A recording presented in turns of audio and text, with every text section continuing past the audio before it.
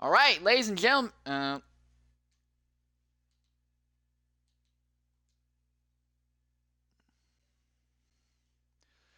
Ladies and gentlemen, I'm your host for today's broadcast, Insanely Air 13, as we are preparing to get underway for our second to last round of XRL's X3 Championship here.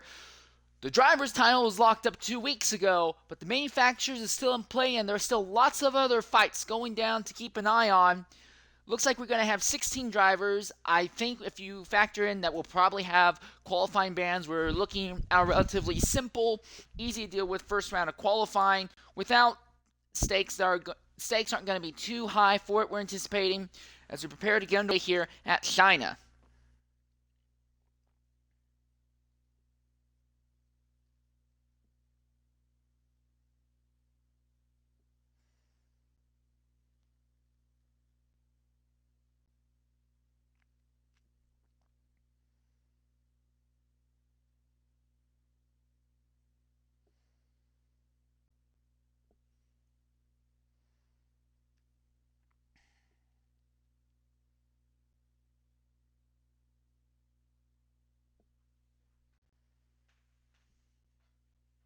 We are still waiting on two other drivers. Those two would be Fratters and Zackle97.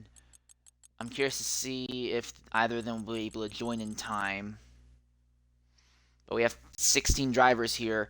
Both Red Bull representatives are here, so Dr. Phil is back in his ride. Both Ferraris are here. Both McLarens are here. And now we're prepared to get underway for this.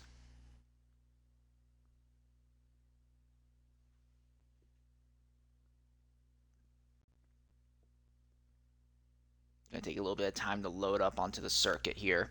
Yesterday in the realistic race, it was an intense, hard drawn out fight between two drivers at the front of the field pretty much the entire race.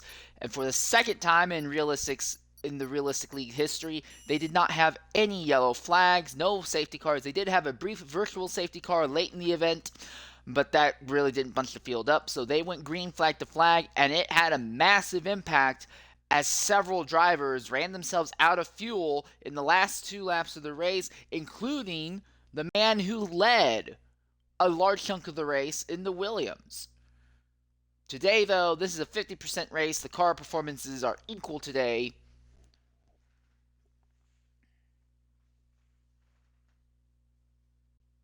And we're not anticipating to see something like that again.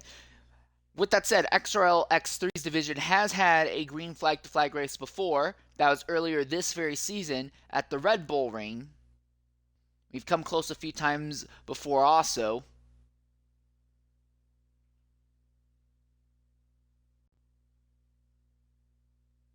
So as we prepare to load onto the circuit, just a little bit more elaboration as to what fuel strategy is. So Formula One cars are excessively sensitive to weight, probably more than any other race car in the world out there right now. With that in mind, when you get underway, when you actually start properly racing or something like that in scenarios, well, you're going to burn off fuel. That will make the car lighter and lighter as the event goes on. As the car gets lighter, it's going to be a little bit nimbler and quicker through the corners and on initial acceleration.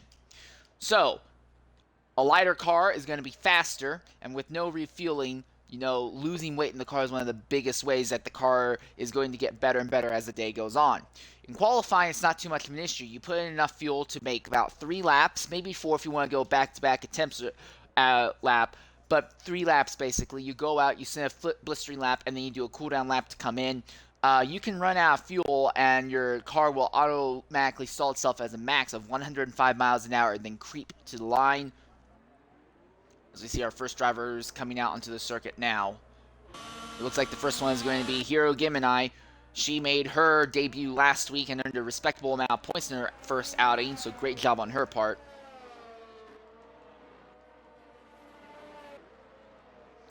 So, you have the ability to put in as much fuel as you want before this race starts. You can go ahead and underfuel, but you will be in a position where, yes, you might be underfueled and you'll be faster, but that means you won't likely have enough fuel to make it to the end. However, under yellow flags, you can go ahead and make a bunch of that fuel up because you're not going full throttle down the straights or anything. When there's no yellow flags, though, or even VSCs, it really, really makes the situation regarding fuel numbers very, very difficult and very, very intense, to say the least. And yesterday was the extreme scenario where several drivers underfueled, thinking that they'd be able to make up a lap, in some cases a lap and a half back of fuel, and it never happened.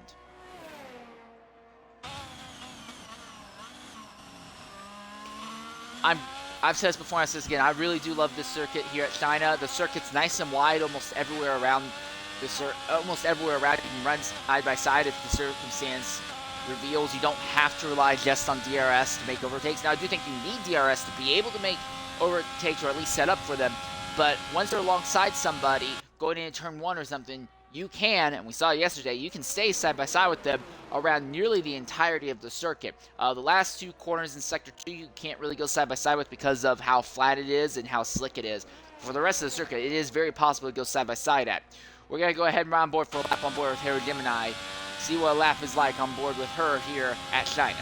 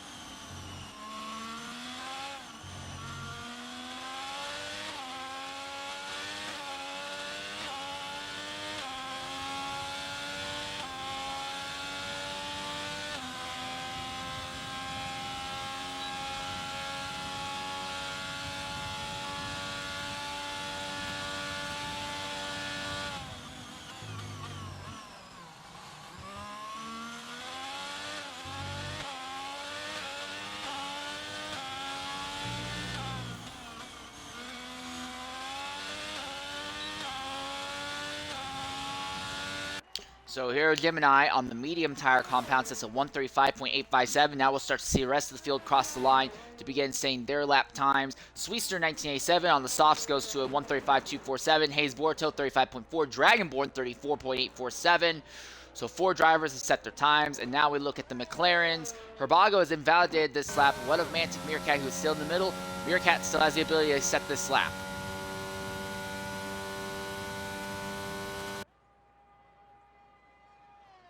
Top speed going down the back straightaway, 206 miles an hour. But it's a hard hairpin at the end of this back stretch.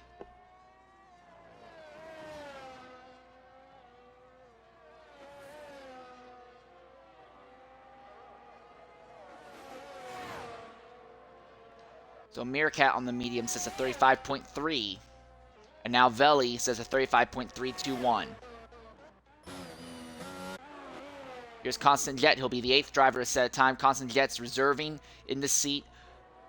He'll set 39.372.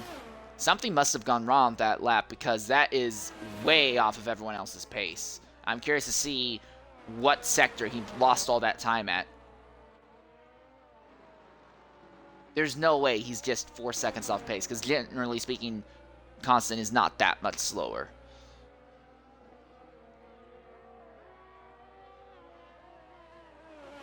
He's already up by 3/4 in Sector 1 alone, and he's not even really utilizing ERS very aggressively.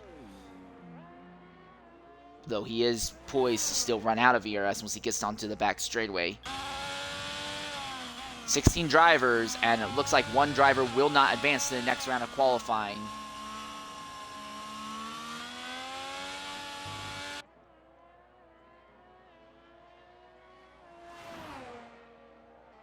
He's actually lost time in Sector 2. So there may be a setup on that car that is just not very happy going through twisties.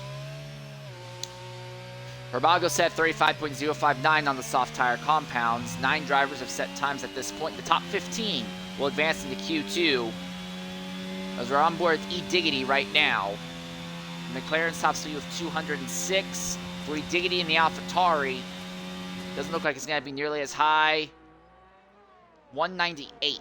So an 8-mile-an-hour difference between the fastest McLaren and the AlphaTauri. There's a possibility that the McLarens may have gone back to their normal strategy of running ultra-low wings here. And while that would absolutely compromise you in Sector 2, which would be a big risk because it is possible to make overtakes in Sector 2, it would be impossible to actually set up for those overtakes because Sectors 1 and 3 you'd be so much faster in. Paging Dr. Phil and the Red Bull is on an outlap right now. Track's a lot quieter at this moment as E-Diggity, Herbago, and Swister are all on cooldown laps right now.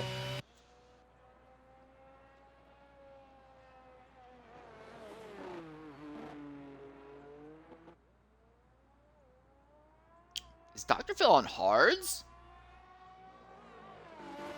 Yes, it does appear that Dr. Phil is going to try and qualify on the hard tires. It's a bold strategy, Patton. Let's see how it plays out.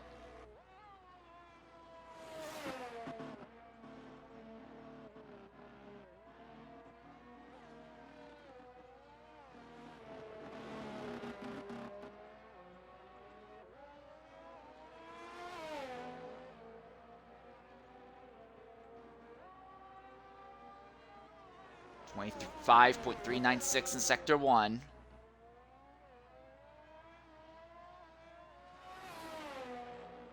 Also, Mercedes AMG has come out onto the circuit. Zola is now coming out onto the track. That's Dr. Phil's teammate.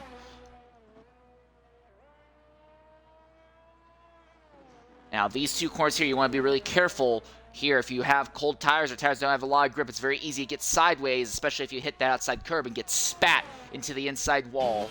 Dr. Phil has good control, 54.761 at the end of Sector 2. That's an Alpha, not Alpha, that is a Alpine that's had an incident there. That would be Swister, 1987, who had an incident in Sector 2, but he has gotten back underway already. What is Dr. Phil's top speed going to be as they go down the back straightaway?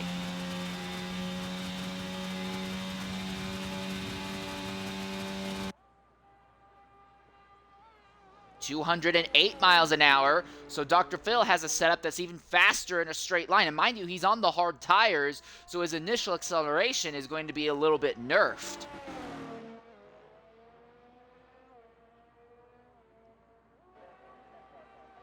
.36.726 on the hards.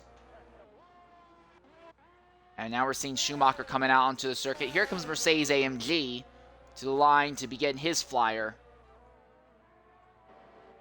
35.897 that lap. Or projected, that's what that lap would have been at least.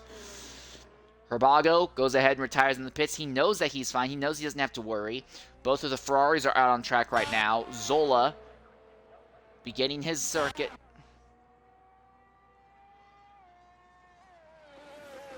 Zola lost out a bunch of points to the McLarens last week at Portimao, has fallen behind in that driver's fight for second overall in the championship. Herbago has retaken second in the driver's championship with his second place finish last week.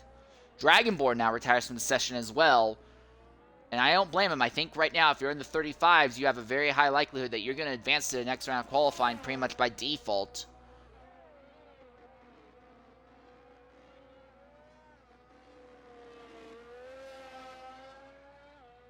A.K. Herbie now retires in the pits. Mercedes seems really, really twitchy with the nose of that car. Like he's really having trouble keeping the thing straight, and that will massively, massively harm his ability to put down a nice, proper lap. Schumacher SF7 coming to the line, about to start his lap.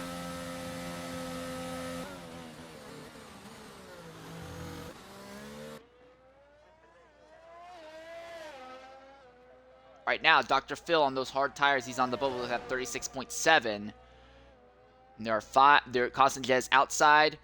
Mercedes also outside, only a 38.793. So yeah, that really slidey front end of that machine is just not working out for Mercedes. Now, he did back out relatively early in the lap to recharge some of his ERS.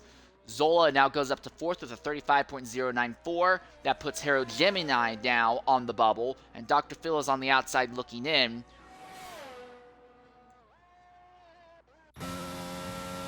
Imperium is in the middle of a lap right now. And here comes Schumacher.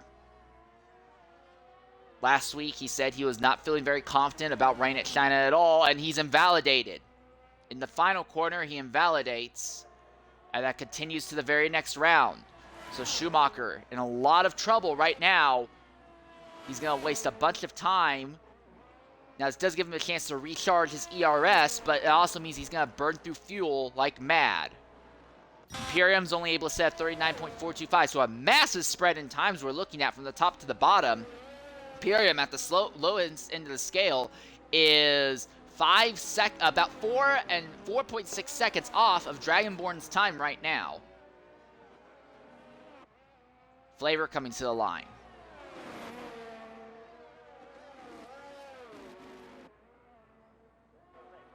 He'll set a time of 9th, 35.424, and that's on the medium tires.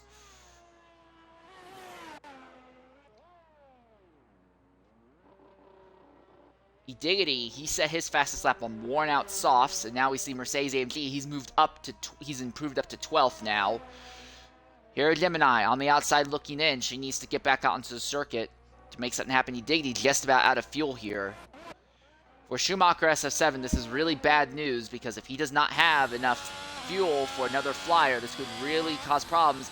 His tires are already going to be relatively worn out, and to add on to it, he is on the hards. The good news is that being on the hards means that his tire fall off isn't going to be nearly as extreme as if he was on the softs or the mediums. The bad news is that it also just means he doesn't have a lot of speed to begin with. Hayes Borto now retires, 135.401.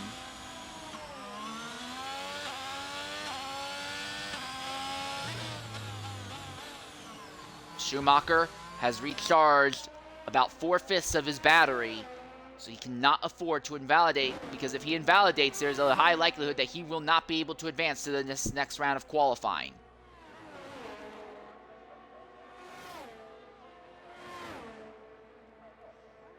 For the Ferraris, who are fighting for a manufacturer championship, a good qualifying position is extremely important here.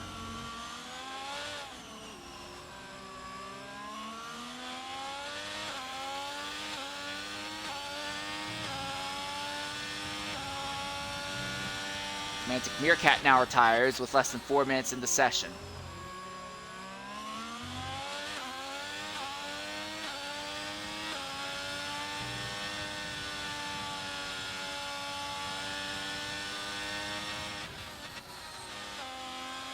That Red Bull ahead, though, is going to compromise Schumacher's ideal lines here through Sector 2. And this is the quarter you need to be careful in. Schumacher, no fear, no concern.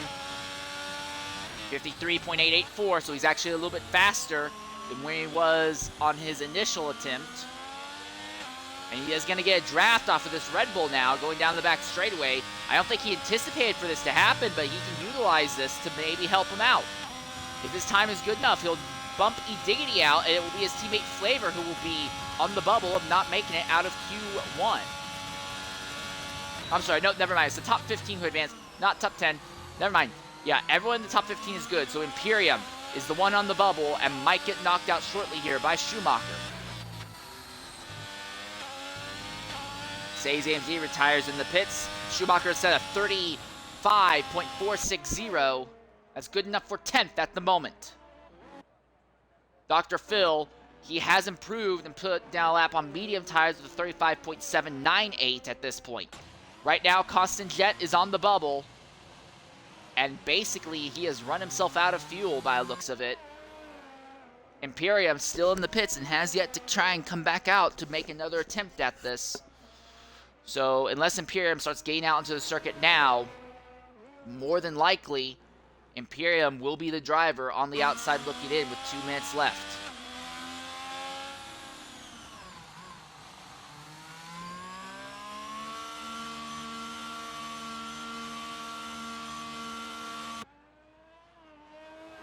Here, Gemini's teammate, 135.857 on the mediums, has been her best.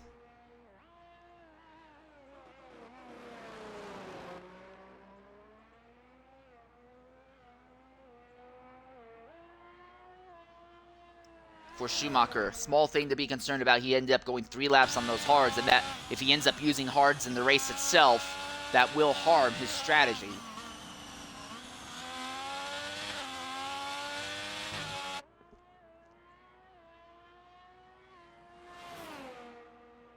.202 here. Gemini up by 1,500 in sectors 1 and 2 combined. That would be enough to push her up into 11th.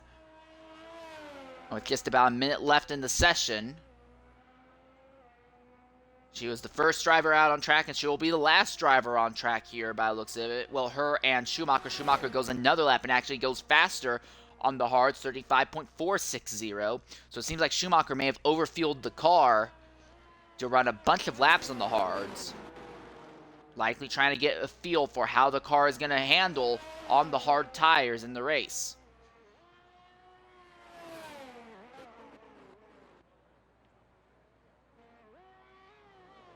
Schumacher down on time significantly in Sector 1 this circuit.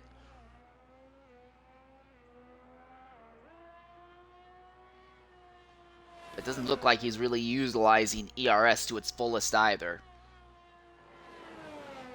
And that will bring us to an end here for qualifying session 1. And Imperium has to stay on the sidelines for the next 40 or so minutes. Oh, big slide from Schumacher. That's the very thing I was talking about. You want to be careful in that corner.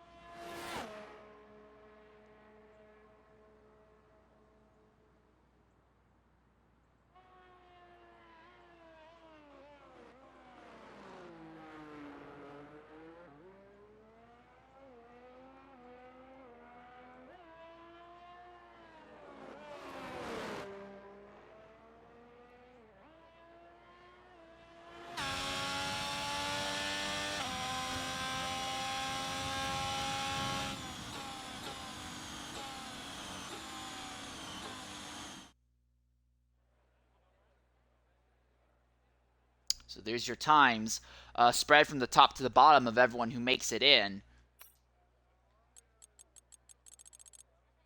3.3 seconds. Constant Jet really going to be in trouble going into this next round of qualifying. Dr. Phil, Hero Gemini, Schumacher all have significant likelihood of improving their times and moving up into the final round of qualifying just due to the fact that they can put on slicker tires, faster tires, and go faster.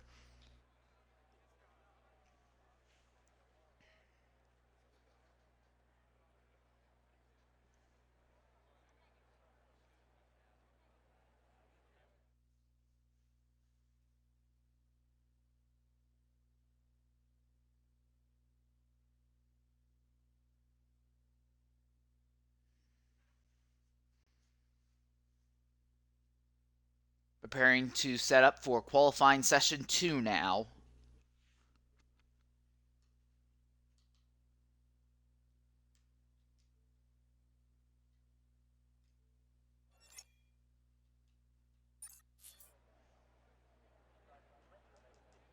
And Veli retires right off the bat. Okay. That could have a significant knock-on effect, actually. I'll make it easier for a lot of drivers to get out there. The first driver out in this session is going to be Dragonborn. Typically, he is the first one out in general. The fact that Hero Gemini beat him the first round is a little bit interesting, to say the least. But Dragonborn, who was easily the fastest in Q1, set a single lap and then retired right afterwards. Likely going to try and do the same here. Alpine of Sweister is the next driver out on circuit. Now we're seeing a Aston Martin. That would be Hayes Borto coming out. Then it's the Mercedes. That would be AK Herbie. The two McLarens are out. The other Aston Martin, that's Mercedes AMG and Hayes Borto. They're both out. So a very, very busy track. Now we see Constant Jet coming out. We see the AlphaTauri of Idati coming out. There's one of the Ferraris coming out. Who's that? Is that going to be Flavor? No, yes it is. Well, Schumacher's the first one out, but Flavor's already on his way out. There's a Red Bull on their way down the pit lane. That's paging Dr. Phil. So right now, it looks like everyone except for Hero Gemini, Zola. Yeah, it looks like this. Everyone except Hero Gemini, Zola, and Veli, who's retired, are going to be out on track. So circuit is going to be extremely busy. And in this scenario, this man here, Dragonborn, I think has the biggest advantage. Herbie, interesting scenario for him. He is going to be doing it on the medium tires. Now, he did have the second fastest time in Q1, so it may not be a bad strategy if he thinks he can save more sets of soft tires for the final round of qualifying.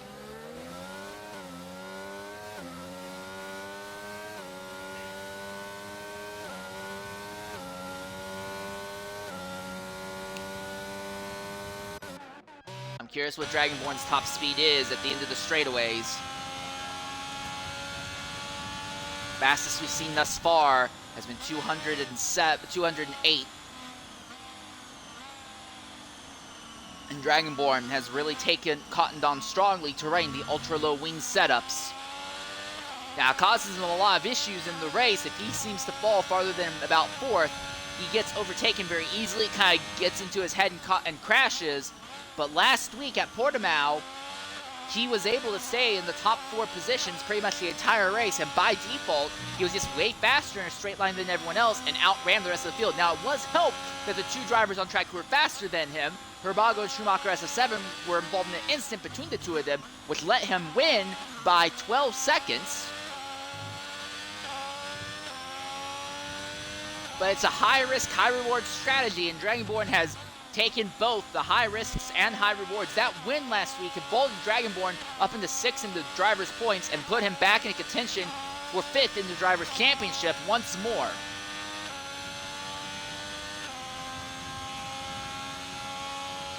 McLaren. Oh, wow, Herbago, and that was the Mercedes of AK Herbie who nearly clipped him. That was extremely dangerous. And Herbie has his lap invalidated due to that. And there is definitely going to be some hard feelings over that. Dragonborn sets the first time, 134.340.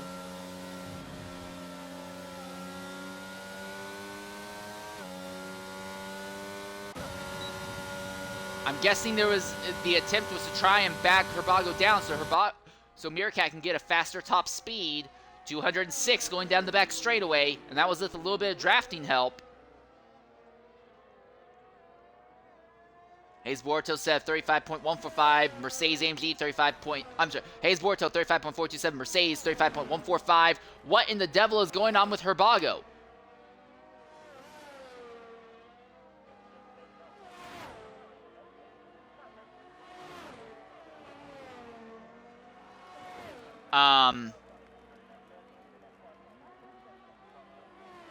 What?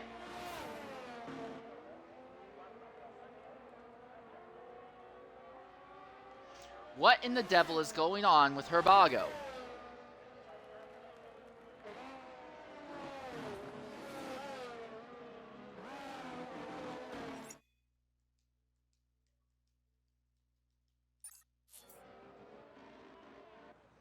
AK Herbie gain another attempt. This is one of the advantages of being on medium tires.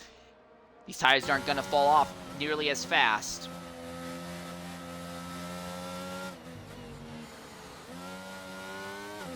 Zola also on track right now, coming through the final corner. Anticipating him to be up there probably the top 5 times. 4th, 134.544 at the moment. Herbie, Hero Gemini are the 2 drivers who have yet to set times, and Herbago still has yet to set a proper competitive time. What is the Mercedes top speed?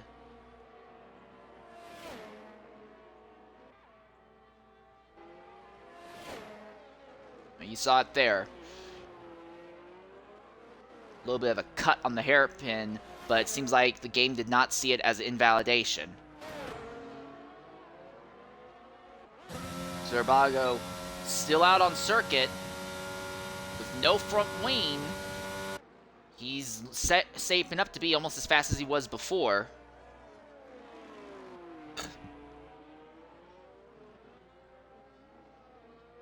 Bizarre circumstances in the McLaren camp, although it has put Mantic Meerkat on top with a 34.322.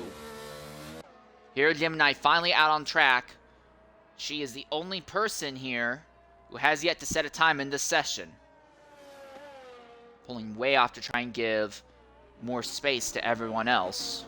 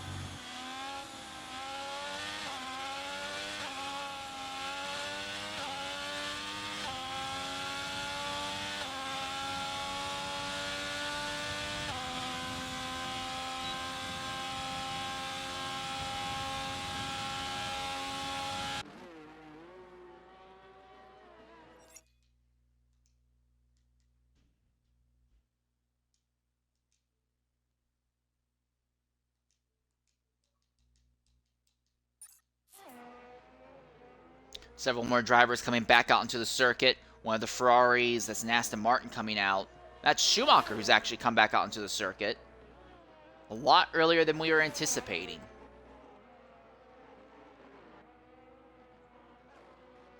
Here, Gemini will have to deal with Herbago ahead of her, potentially dirtying her lap.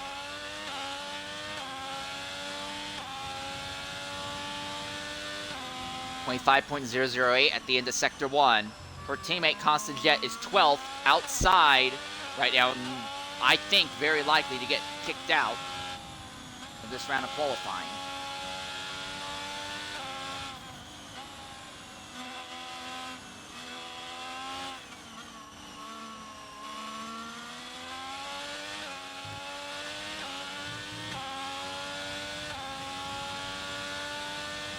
.578 now, Sector 2.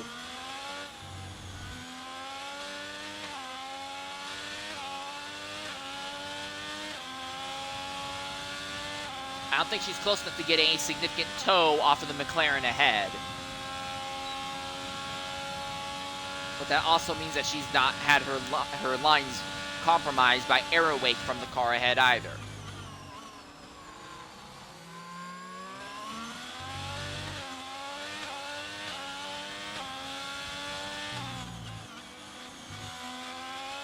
To the line. Here, Gemini will set a time of 1:34.784. That's good enough for 8. That splits the Ferraris right down the middle.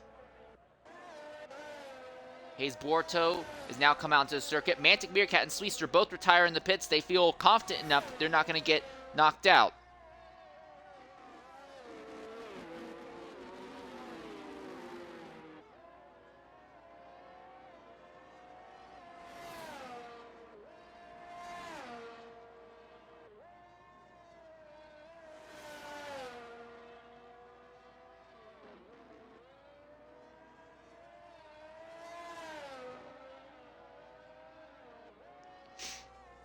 So rumor is that we may be seeing a wet final round to qualifying here. If that ends up being the case, the entire front of the grid might end up being kind of randomly ordered, which would be an inverse of what happened yesterday. In the realistic race, Q1 and Q2 were under wet conditions, and Q3 started wet but was dry by the end of it. We could see an inversion here, where Q2 and Q3 are both dry, but if Q3 is wet, the top 10 could really all get shaken up.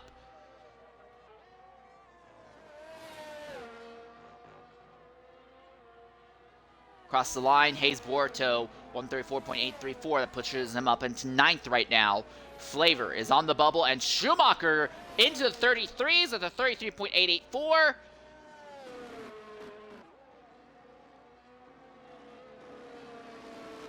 And Herbago on the bubble at the moment. He needs to figure out a way to gain a bunch more time because he is at critical risk of not advancing right now. So the driver who has been the #1 in the McLaren camp most of the season, just barely over the #2 Ferrari at the moment.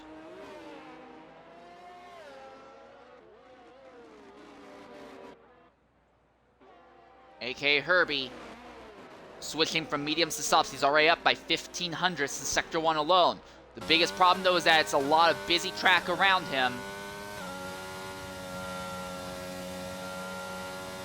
So Red Bull pulling off. That would be Zola who lets these drivers by. That will help Herbie a bit, but he has that Alfa Romeo right ahead.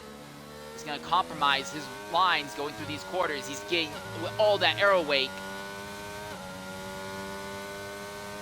He's up by 6/10, though. If he keeps it up, he would be ahead of Flavor. He needs to keep gaining time, though, if he wants to get into the top 10. But he is going to get a tow off this Alfa Romeo down the back straightaway.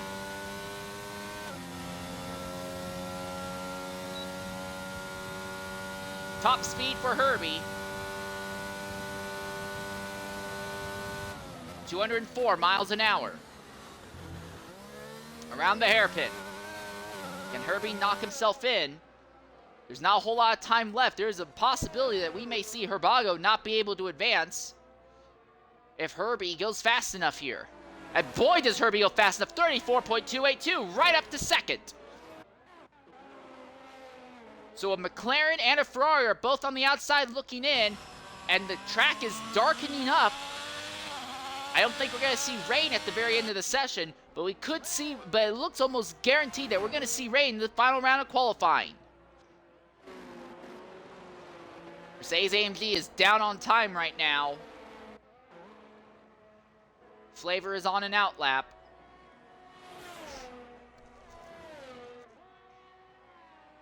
He needs to find about a bit more than a quarter of a second in order to advance. Constant Jet also on track, trying to do anything he can to move forward. Schumacher retires in the pit, so there will be no tow in the Ferrari camp. Herbago is in pit lane, and I don't know. I know there's not going to be enough time for Herbago. So Herbago, second in Drivers' Championship, leading the charge for McLaren's fight for the manufacturers, will not start any better than 12th.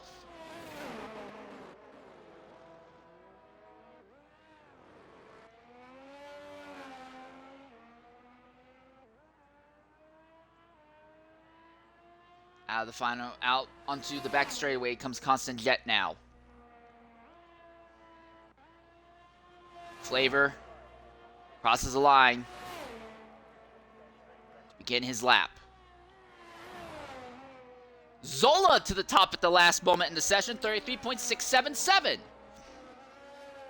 Hayes Borto and Hiro Gemini have both retired in pit lane, so the time to beat, 34.834, is not going to move. Flavor's up by almost 13 hundredths in Sector 1 alone. He needs to double that. And he may need to double it and take a bit more.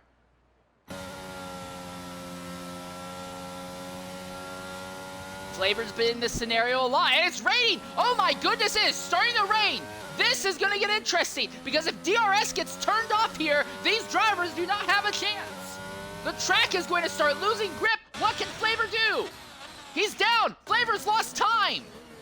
Time's up in the session. I don't think these two can advance because of the rain.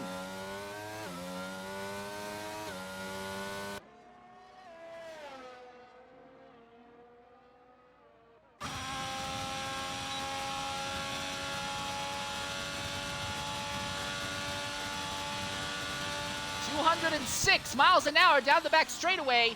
The track is getting wet, and DRS has been turned off, and this is going to kill it, because they're not going to have DRS going down the front straightaway. Flavor, Constant Jet, Mercedes will have their qualifying decided by weather.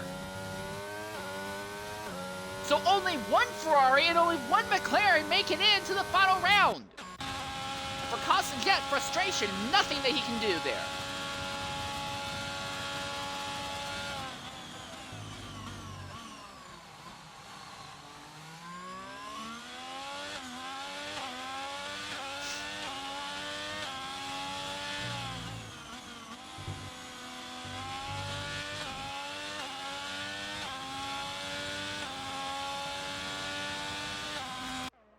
Crazy. But that will bring us to an end of Q2 as rain spoils the party for several drivers. And the spread from the top to the bottom, 1.1 seconds.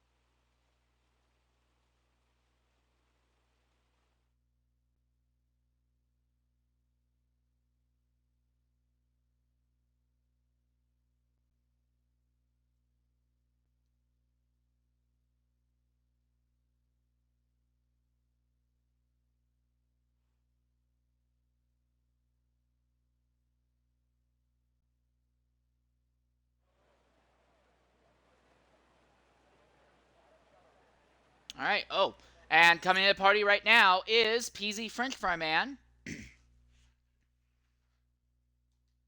PZ, as I've said before, two-time champion in the NX1CS, also known as OSRL, and Forza Motorsport 7.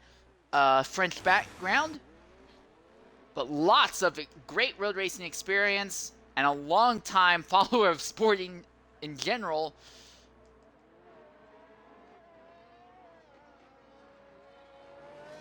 PZ, can you hear us? Can you hear me? Yes. All right. Welcome everyone. Sorry for being late. A man has to do what he gotta do to progress in life, and that game is harder than Elden Ring, so I don't have it easy. Well, So do we all. well, it's great to have you here with us. Q1, 16 drivers went in, 15 drivers came out. In Q2, Alright. 15 drivers went in. One of them, Veli, retired the moment Q2 started, so he's going to start 15th, and we don't know what the reason for that was. But what was shaping up to be a very intense fight at the end of Q2 was spoiled by rain falling on the track in the last minute and a half. DRS was turned off, and the drivers making last-minute laps could not advance. That has really shaken up stuff because only one of the Ferraris have made it into Q3. Only one of the McLarens have made it into Q3 as well. The fastest drivers thus far have been Dragonborn, Mantic Meerkat, and Zola, along with Schumacher, and Q3 is completely soaked on track. Everyone is on the intermediate tires, but the race itself is expected to be dry all the way through. Okay, so we have a good mix-up in the grid, which is, well, something we could be glad for, since I believe China is the penultimate round for this season in X3. Indeed. Only one more race left, and that will be next week at Miami. Something else of note. And I believe both championship have been locked. Drivers' Championship was locked up 2 weeks ago, but Manufacturers' Championship is only split by a handful of points right now. Okay, and I say this as we have a yellow in Sector 3. Only I can get my UI and having all I need to have on my screen. Just give me a moment. You were not there with us yesterday, but yesterday, because Realistic has taken a return yesterday here at China, we ran for the second time in Realistic's history a full green flag race, flag to flag, no safety cars. Now, there was a virtual safety car for about half a lap near the end of the race, but there was no full course safety car in the event. The driver who had dominated, well, one of the two drivers that had dominated the entire day ran out of fuel in Sector 2 and barely crossed the line in third, and there were several other drivers who also ran out of fuel. And that was a 17-car grid, and we only had 10 drivers finishing that race, only 8 of them on the lead lap in the end. The pace yesterday in Realistic was blistery, to say the least.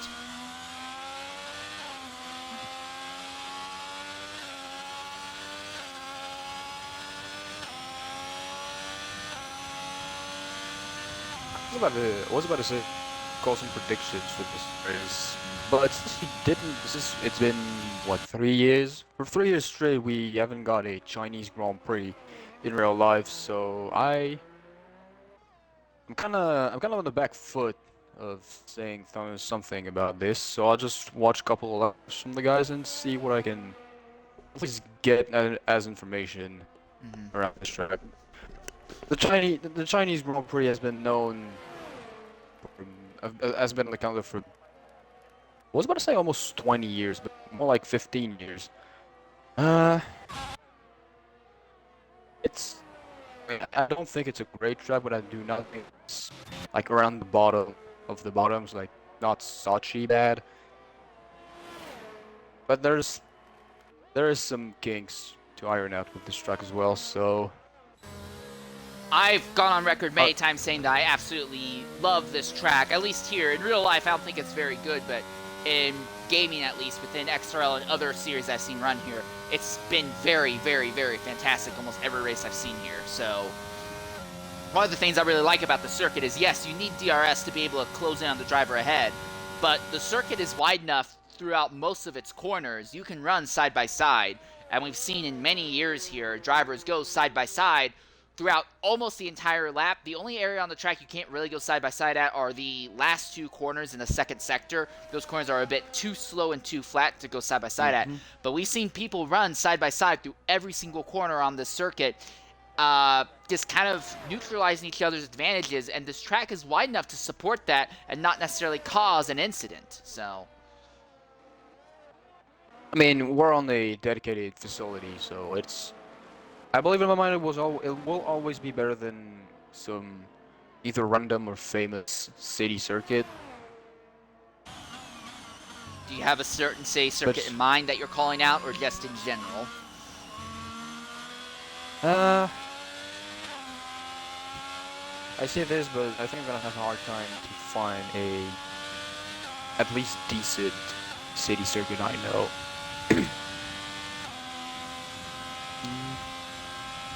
I maintain that Monaco Well, is a decent circuit. It's just not been decent for Formula One for a long time. You need to have small it's and yeah. torquey cars. It's gotten to the point where just I mean, give that track to Formula what E. run at the hybrid turbo V6 era is among the torqueiest engines they made, but yeah, the cars took some width in 10-15 years, so yeah, I see the point, but can't really widen the streets of Monaco. I will say this though, historically speaking, the cars were actually wider in 1982 and were comparable with in 1984, back during the ground effect era days. But the cars back then were also significantly narrower from front to back, and they were lighter in general, and you had refueling at that time as well, so the cars could be run a lot lighter. Now at Monaco it didn't matter, because at Monaco it was generally faster to just fill the car up to full tank and not pit at all. But 82, 84, I believe that was also the beginnings of the experimentation with turbo engines. Renault Indeed being it the was. first with the RSO, well, with the original RSO1. And if my memory is still correct, it gonna come to a fruition at the end of the 80s, before turbos, well, have been banned like straight up the beginning of the 90s. hmm no, you remember But everything yeah, 100% we were. accurately. I mean, at this point, we could have had like cars with, well, insanely unreliable engines, but insanely powerful engine. I remember especially the BMW inline 4, in which in qualifying trim, that's a good lap from Schumacher, 145.462. I do remember the insanely powerful BMW engine. That was an inline 4, turbocharged inline 4. And in qualifying trim, those 4 pistons provided 1,400 horsepower. And I believe that is the highest power output we've ever had in Formula 1. hmm The Yeah, thing that and really that boggles my still mind stays is that that it's an way. inline 4 and they used like used engines from road-going cars. I mean, I will always be a fan of inline fours, and I do believe that one of the best ways that Formula One and IndyCar and basically any racing series out there, if you want to start saving on weight again and start making the cars lighter and nimbler, and open up the engine fights a bit to make, engine battles between manufacturers interesting again, go back to inline fours. The technology when it comes to inline fours now is so different from what they were in the 80s and before that you could very easily have a renaissance with that. And not to mention, there usually are going to be smaller engines that have a lot of potential, and they're also usually going to be relatively fuel efficient as well. I think for internal combustion engines within racing, inline fours are going to be the best way to go. Yeah, but the only thing I believe. Oh, we have a problem with Meerkat. Has he crashed or is he No, retired he in the retires pits? in the pits. In fact, a lot of Okay. people seem to not really be pushing too hard. Everyone here has dry setups on their cars, so I don't think there's a lot of actual pushing to try and gain pole position times from a lot of drivers. Some of these people who should have been up near the top, like AK Herbie, Dr. Phil, I don't know how aggressively they're actually going to be pushing for pole position. Meerkat has basically already said, hey, look, I know I can't do anything crazy. He's settling with fourth, which means that right now Schumacher, Swiester, and Zola are all set up by default to be ahead of him. Hero Gemini's ran herself out of fuel. Oh yeah, that's the other thing. Hero Gemini, I believe she is the first female driver in XRL. She made her debut last week and brought home a decent number of points. I think she finished like fourth, if memory serves correctly. And Oh, she's shy of been the out here podium. now. That is really nice. First outing, fourth. Yep. It's a fantastic performance by her. Dr. Phil is back in the Red Bull. Hayes Borto is out here. He's also a newcomer, and he has absolutely garbage taste in anime.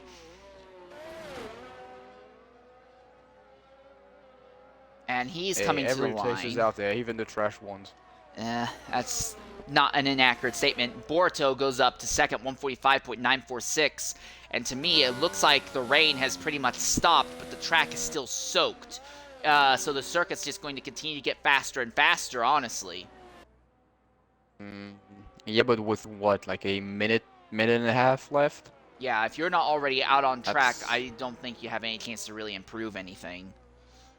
Oh, never mind. Only 3/4 of a minute left. Yeah.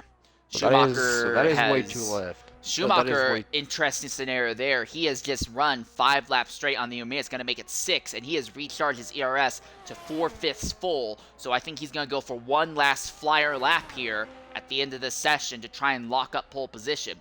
Swiester, who is third at the moment, is up by 2/3 of a second just as sector 1 and 2 alone. So Swiester could try and jump into the pole positions as well.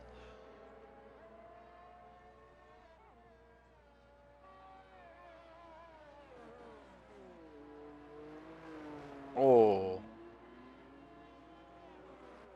Schumacher making the same time in sector 1. Swiester to the line. It'll be a 145.756. That's good enough for second. He's on the front row. Zola also has just set his fastest time in Sector 2. Time's up. Over. Plow.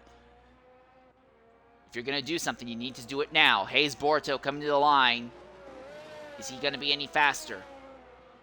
It does not look like it. He has actually lost a significant amount of time here. AK Herbie out to the line now. Fourth, 146.205. Here comes Zola. Zola is up by 3/4. I think Zola could take pole here.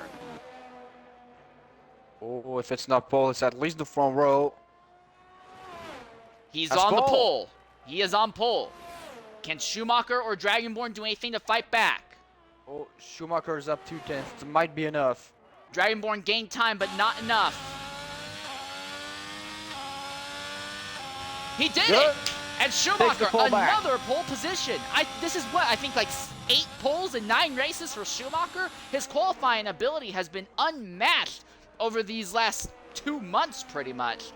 And with a 45.021 in the rain, unless Dr. Phil pulls out a monster lap here, it doesn't look like it because he's down on time as Sector 2. Schumacher, another pole position. Dr. Phil to the line. No improvement. Yeah, the track started wet, and it stayed wet to the end, but it was drying up and getting faster, and it all just came down to proper timing. Schumacher, knowing that the intermediate tires don't really fall off compared to your softs or mediums or hards, he just put on a set of intermediates, loaded the car up with a whole lot of fuel, and just kept down on track and really got into a rhythm. And in the end, that put him on the front row on pole position again. Zola, though, exactly like you said, PZ, he had a time that got him onto the front row. Zola finished second yesterday in that crazy fuel mileage-based finish. I think Zola has a potential to win today's races, though.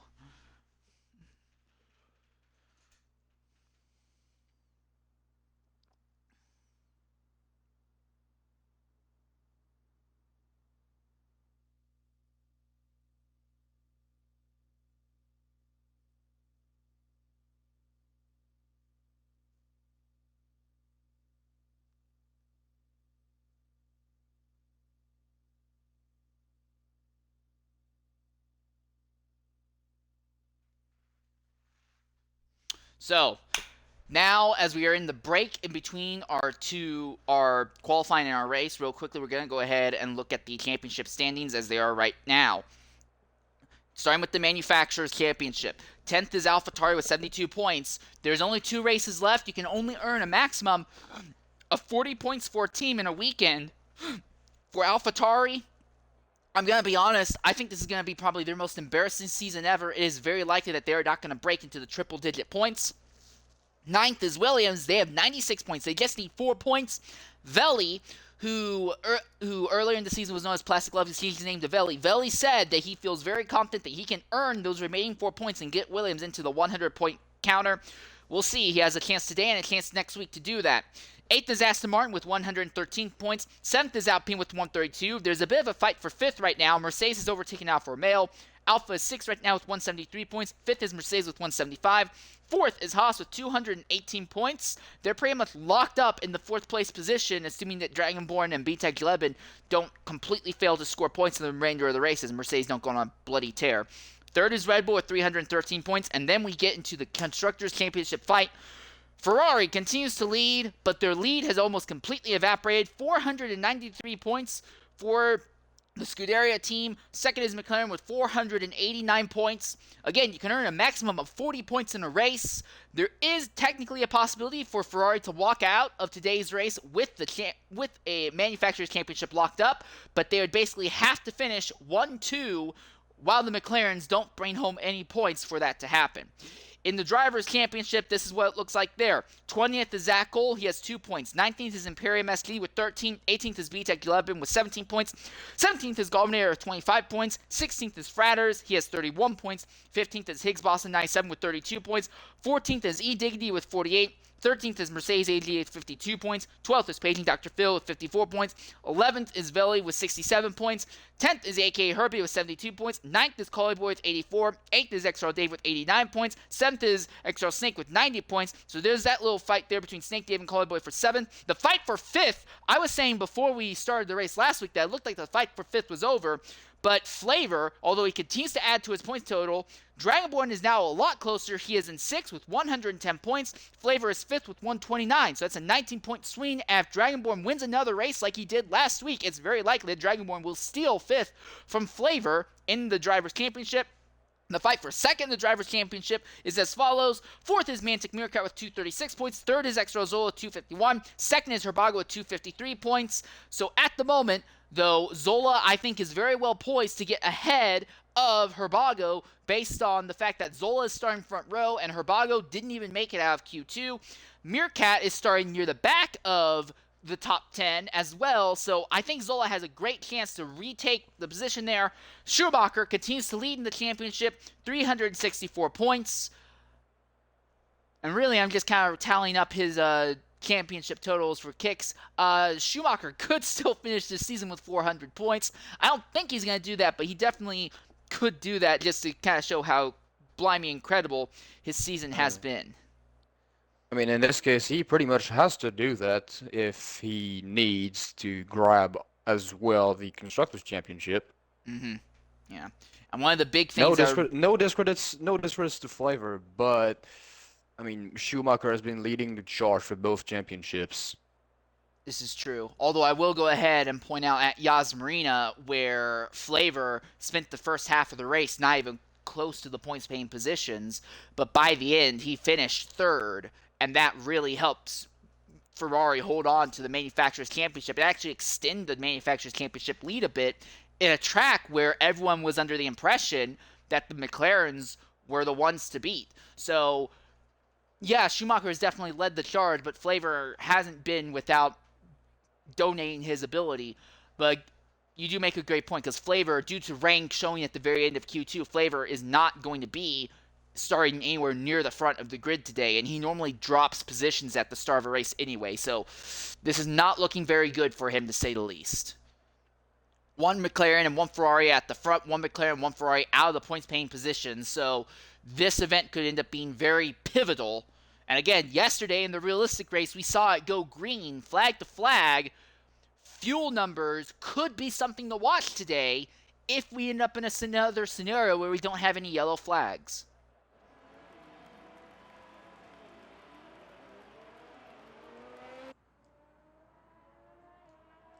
So at the front, Schumacher is going to start on the hard tires. Zola, Swiester, Hayes Borto, and AK Herbie all starting on mediums. Dragonborn starting on hards. Mantic Meerkat starting on mediums. Hero Gemini, she is starting on mediums. Paige and Dr. Phil also start on the mediums. E Diggity in 10th, he's starting on the hards. Mercedes AMG, he's starting on the mediums. Herbago starting on the mediums. Flavor starting on the hards. Constant Jet starting on the hards. Veli on the mediums, Imperium on the mediums, and Jaleb, who did not even get a single lap in any of the qualifying sessions, he was also going to be starting on the mediums.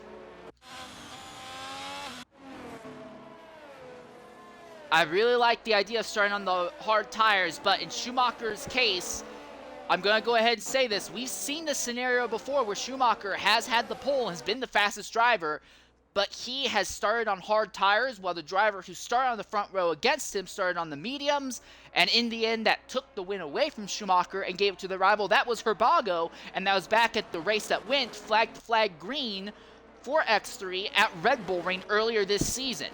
Schumacher knows what the risk is here, and he's going to be slower off the line than the 4 drivers alongside and behind him. So for Schumacher, he needs to make sure that he gets a great start, and he needs to protect his front wing.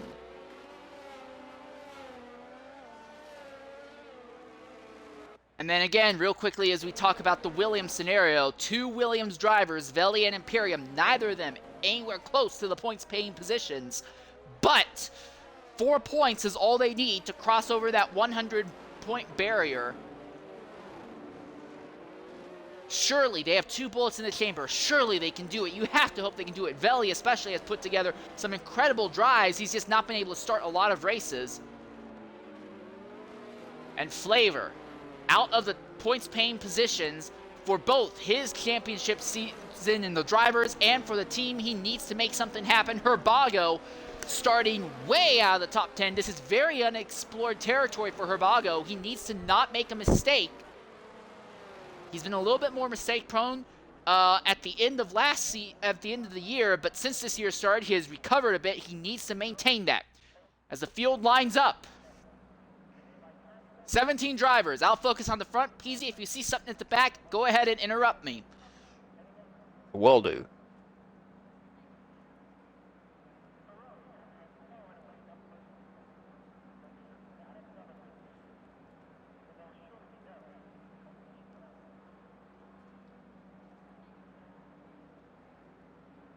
I've seen a glitch before where the field lined up and then the game just never got going.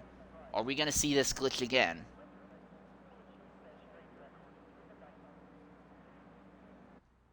Feels like it.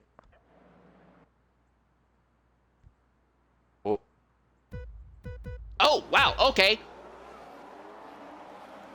And it's lights out and away we go. That was a very, very messy start. Zola easily gets the jump on Schumacher. They're 3, they're 4 wide farther back, and Meerkat is going to go by and make it fast, and Hayesport turns around, and there's a bunch of drivers around, and a McLaren's lost his wing, a multi-car incident going through turn 1. Zola is taking the lead from Schumacher, and now Herbie wants to make something of it. Meerkat is also there as well. Meerkat's already up in the 4th. Flavor is gotten by Dragonborn. Dragonborn's had an incident. And Herbago has completely lost his front wing.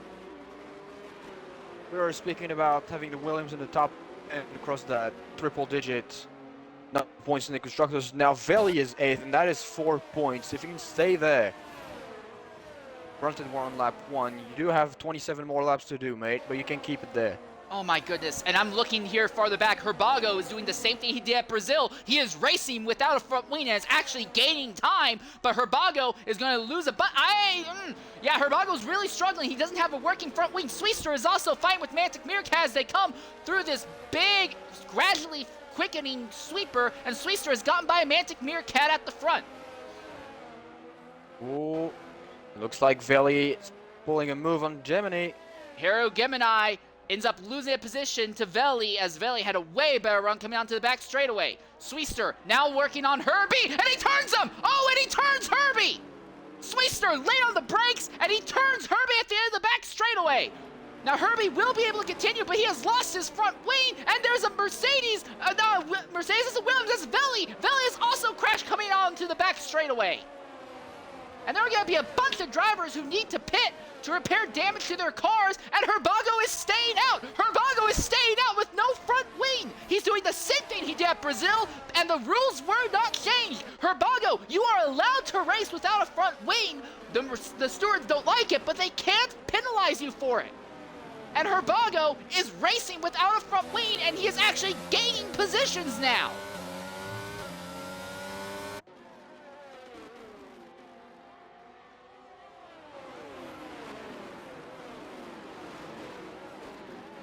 Herbago's now past Hero Gemini, and a bunch of drivers. Well, Herbie seems to be the only one who actually pitted to repair that damage. But the field very much shaken up. Dragonborn, who was near the front, has fallen all the way back to 11th. And this is usually the danger zone for Dragon because he runs such ultra-low downforce setups. When he's caught here in the middle of a field, he's very, very bad at making. Oh, wow! Contact between Imperium and Gemini. Oh my goodness! And here comes Veli. 3 wide between 2 Williams and a Haas, and there goes Dragonborn. Dragonborn, you can't run so low the wings. And Dragonborn rains such low wings, he just can't do anything in the corners, and he is getting eaten up, and he is now 16th on track. Veli is now fighting Jalebin. Jaleb used to be Jalebin, and here comes Dr. Phil on a run on Jaleb. Dives to the inside, going into the hairpin. He's gonna slam into Veli. He rams Veli off the circuit. Does Veli have wing damage? Don't think there is. Red Bull Herbago goes wide pits and he goes now. fast again. And Veli now setting up for a move on Hero Gemini. And Flavor has worked his way into the top 6 positions. And he is pretty much in a window by himself. Also, Swiester is there behind Schumacher. Mantic Meerkat is there as well. However, Schumacher has a tire advantage over these two for the moment. Dr. Phil working on Veli as Veli tries to make a move on Hero Gemini out of that Sector 2 hairpin, but couldn't make it stick, and now here comes Dr. Phil. Phil goes around the outside of Veli. That's one of the reasons I love this track. You can make passes nearly every corner around here.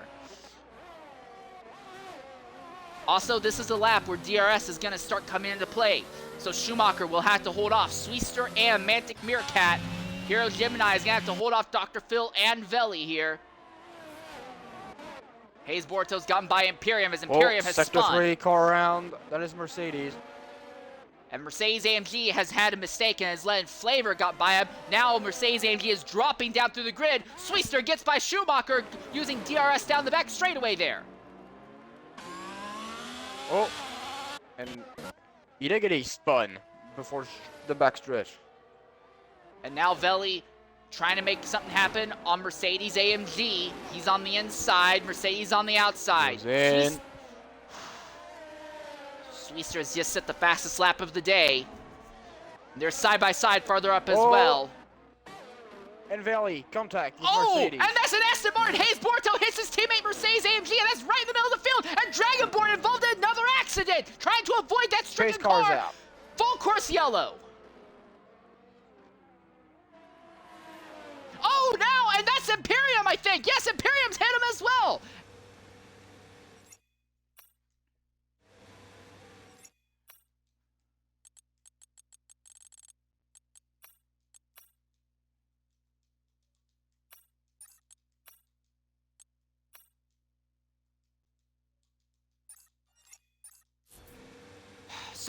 So Mercedes AMG got sideways while fighting with Veli. The two of them got turned around. Hayes Borto, Mercedes AMG's teammate, hit him. It destroyed the car, and it was stuck right in the middle of the racing line. And as the rest of the field came by, Dragonborn got clipped from behind and spun, and then Imperium SG ran into it as well. So a complete inverse of what happened yesterday, and this will significantly upend the way this race is going to go, because Herbago, who was in a horrible position because he had to pit to repair that front wing, now the field's going to be gathered up. He has a chance to move up through the field. Dragonborn now has a 5-second time penalty for a collision that he couldn't really do anything about. And Veli for excessive speed on pit lane.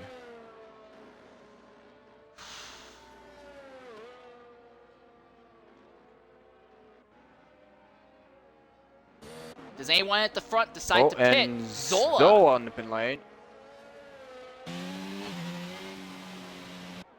So this promotes Swiester now into the race lead, and it will be Schumacher and Mantic Meerkat who will be fighting him. Zola is the only driver near the front to pit, and he is going on Gemini hards. also on pit lane.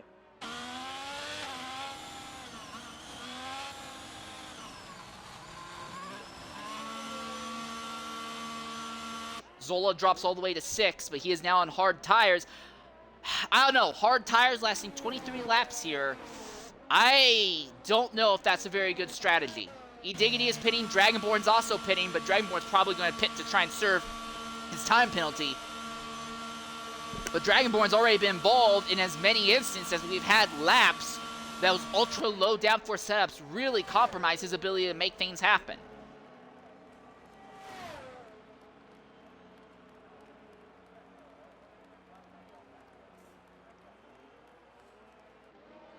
It's another set of hards for Dragonborn, so he will still have to change to a different set of tires later in the race.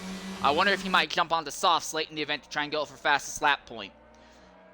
The good news for the Ferraris is that both of their drivers are in the top 4 right now. The bad news is that McLarens are starting to surge. One McLaren's in 3rd and the other McLaren is in 11th and now has a chance to get back into the points-paying positions.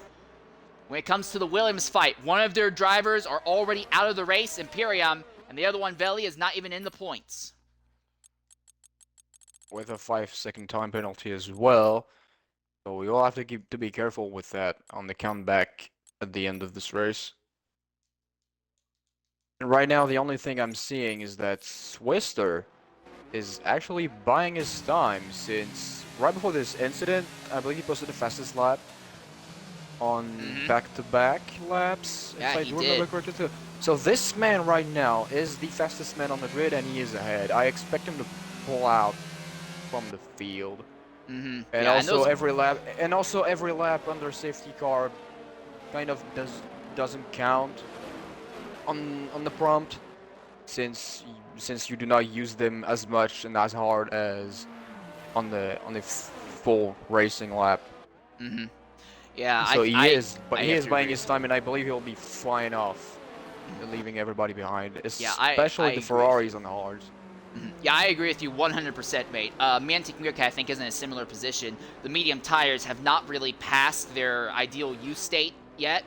I see no reason why they can't absolutely fly away on those medium tires. Yes, I do think Schumacher and Flavor will eventually have the race come back to them, but as it stands right now, I think Swiester is going to just run away, especially without DRS. He's going to run away and open a massive gap on the rest of the field here.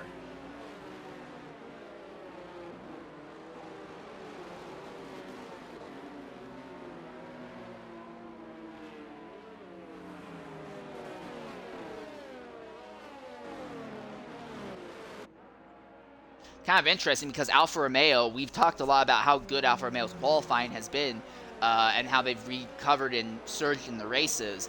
But neither of the normal Alfa Romeo drivers are in that car right now. Constant Jet is a reserve driver, and Hero Gemini is only here in her 2nd start ever. So it's right now it's still very early, but they are putting on a respectable show at the moment.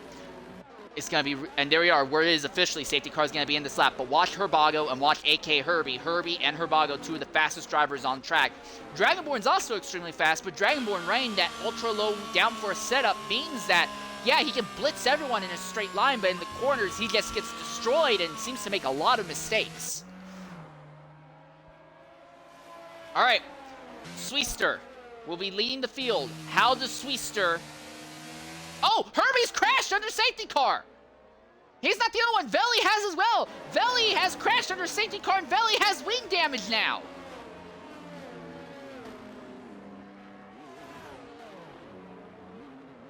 Oh, the back of the field is all messed up here. How does Swiester line up the grid on this restart, and how does Schumacher respond?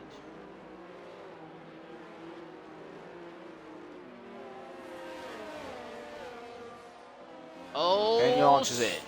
Yeah, Sweester caught Schumacher not sleeping necessarily, but Schumacher was not in the ideal position. Meerkat is there already on Schumacher's rear, and Flavor completely put the power down too early, and now he is under threat from Dr. Phil. These two have a history of fighting with each other, and the fight's not turning out very good. Flavor has the inside, Phil has the outside. I think with those medium tires, though, Phil is going to go by without issue. Indeed he does. And now I believe Flavor will be under pressure from Zola. A little bit less since both of them are on hard tires. But I believe Flavor is closer to the optimum functioning window of the hard compound against Zola, who basically have just the fresh compound of hard tires. Schumacher's clawed some time back on Sweester in Sector 2. Herbago making a move on Hero Gemini. 100% driver ability overtake around the outside in Sector 2. And so Herbago now into the points paying position. And now he hits Constant Jet from behind. Is there damage on the McLaren? I don't see any. But he gave Constant Jet a big shove. Constant Jet now drops out of the points paying position. And Herbie, who was involved in that accident under safety car, is now there in 12th, putting pressure on the Alfa Romeos. Oh, there's contact. Herbie around. Here comes Meerkat to the inside of Schumacher. Can't make it stick. And Herbie now drops behind E-Diggity and Dragonborn. But these drivers, E-Diggity, Dragonborn, Herbie, and Veli, they are all well out of points-paying positions right now. This restart has gone horribly for them. Schumacher has lost touch with Sweester and is trying to run away from Mantic Meerkat at the moment. Oh, and that's Dr. Phil! Dr. Phil has, no, that's not Dr. Phil, that's Meerkat! Meerkat has spun all by himself in turn 1! And Meerkat's gonna drop out of, all the way down to 9th, down to 10th, down to 11th! The top McLaren thus far today has now dropped out of the points-paying positions. Feels like everybody is just coming up the field only to fall back down. Meerkat's already by Constant Jet, though, in Sector 1. So Constant Jet, who is about 2 seconds off the pace, lap time-wise, than everyone else, he gets these positions by not making mistakes, but then right afterwards he loses them because the drivers who do make mistakes are just that much faster. Jet's under threat from E-Diggity and going to be under threat from E-Diggity and Dragonborn at the end of this lap, if not the very next lap.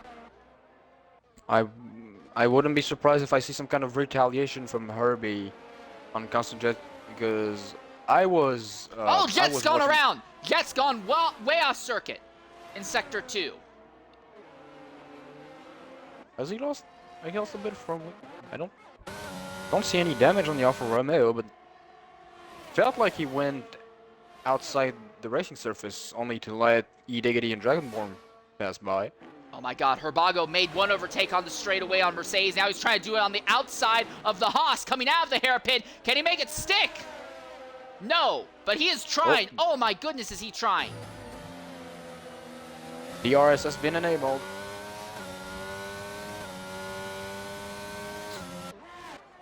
E-Diggity and Dragonborn goes around again.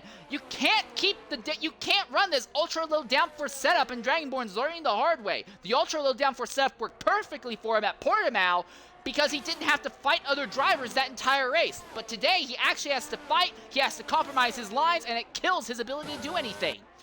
Herbago continues to pressure Jalebin.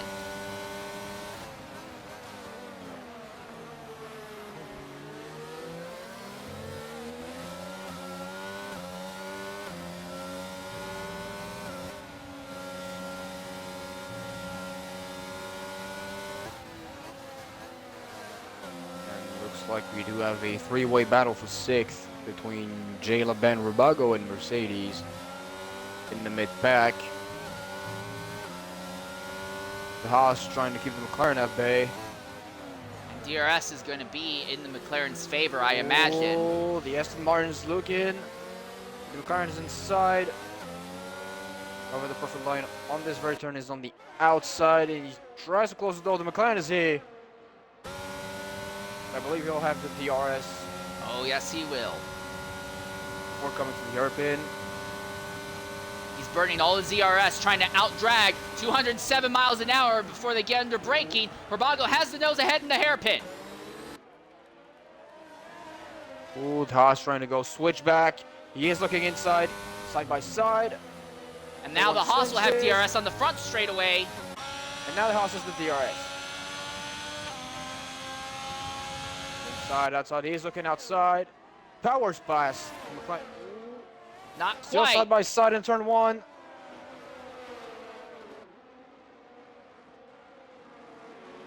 And Now that's he's all gonna this push fight the has Aston brought Martin Mantic behind. Meerkat into the fray as well now.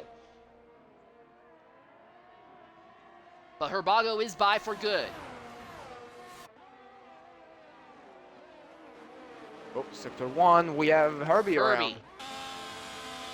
Farther up at the front, Schumacher has caught Swiester. I think the medium tires are starting to fall off, and this is where Schumacher can start making hay. He's pulled away from everyone else. The top two are kind of in a zone of their own. Swiester is only at 41% ERS. Schumacher is at 78% ERS.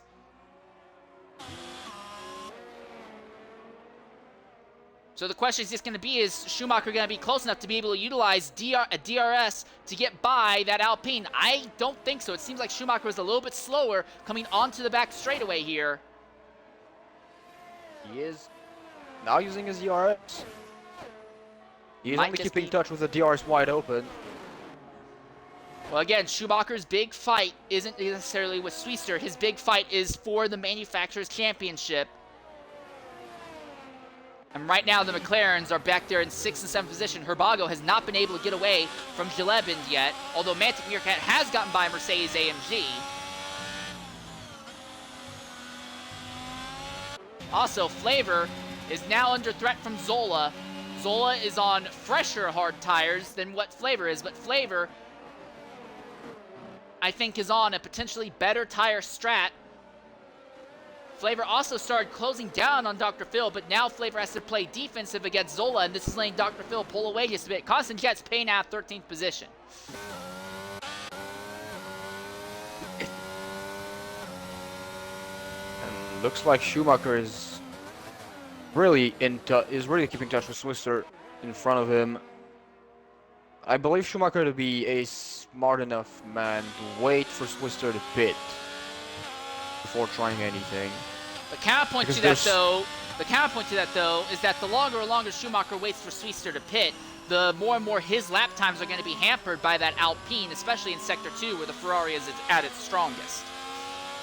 I mean, as long as he does not lose time at the end of sectors, I believe I saw him in an advantage of 2/10 at the end of Sector 1. I missed Sector 2, but I do not expect medium tires to last over 15 laps.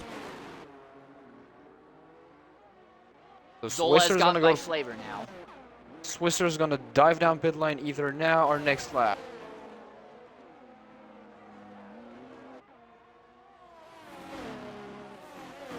Also, Swiester is burning up a lot more ERS. Schumacher is really not even touching his ERS whatsoever. And Swiester is using his just to try and stay ahead of the Ferrari coming onto the straights. So I don't know if Schumacher's pushing, but Swiester definitely feels the pressure.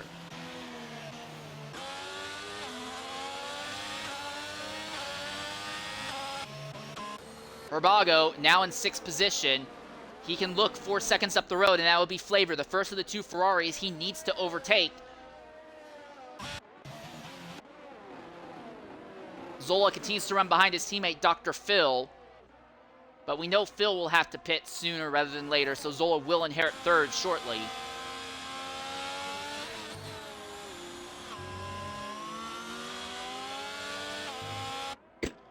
The fight is for the lead.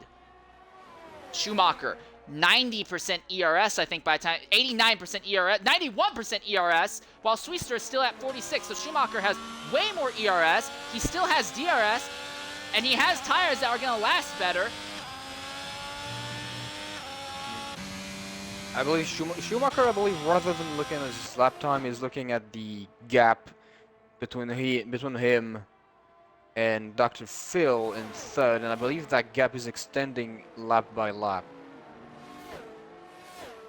You're right, it is, and Zola has now just gotten by Dr. Phil as well.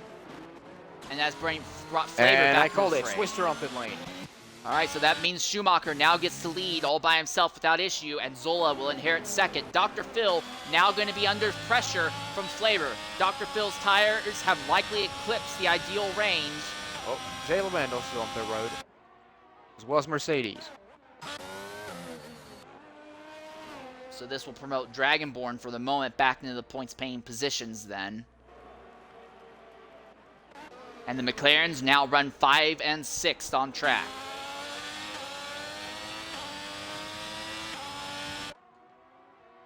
Schumacher did not think that he would be in this position. I've talked to him off and on throughout the week, and he said, look, I don't think I'm going to be finishing any better than like 9th today. But he's taken pole again, and right now he is walking away from the rest of the field. Zola, though, I do think is in position to maybe mess with him. Schumacher will have to put onto mediums. I think Zola, though, is in a position that when he pits, he can go ahead and throw on softs. Mercedes AMG. Yeah, those drivers from about 12th to 15th all are just kind of in a fight amongst themselves over just making the fewest mistakes, and none of them are really in a position where they can fight for points-paying positions. So it's not looking good for Herbie, Mercedes, Veli, or Constant Jet. Oh, Sector 1, the Constant Jet around. Yeah, it's Constant Jet. Yes, it is. Flavor has caught Dr. Phil going down the back straightaway here. And he also has a good dose of ERS, and he is not using it.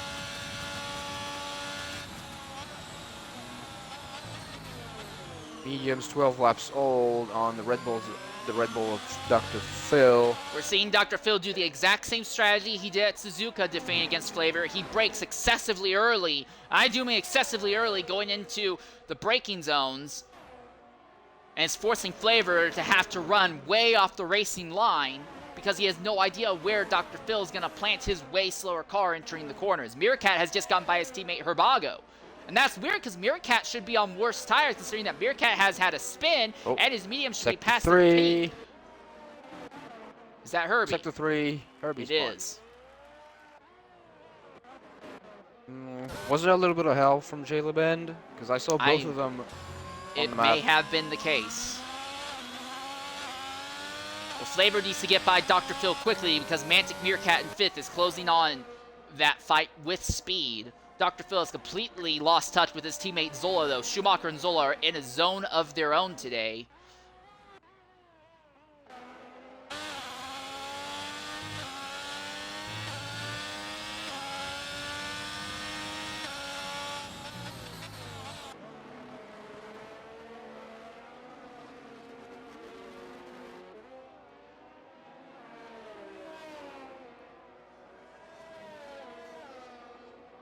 Flavor has all the ERS he wants, as well as the DRS. Will he try something? It does not look like it. I don't see any consumption of DRS, so I do not think he will. Dr. Phil took a more normal braking zone to the hairpin this time. Yeah, Flavor just isn't really touching his ERS at all. The only use of the ERS is gain is what's naturally done. And this will give Flavor DRS for free down the front straightaway. But well as Mantic Meerkat. And now Herbago is up into 4th, and he can see Flavor ahead.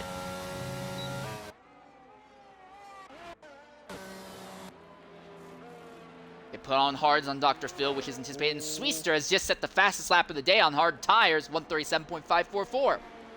So Sweester, who is running in relatively clean air right now. Oh, and Gillebin has had a spin. No, that's not Gillebin. Yes, that is. Gillebin has had a spin in the same area that Herbie had a spin last lap. And they make contact and the Haas with and each Mercedes contact again. And this will be a fight for points-paying positions here. Not quite, actually. Dragonborn is still ahead of them. Never mind.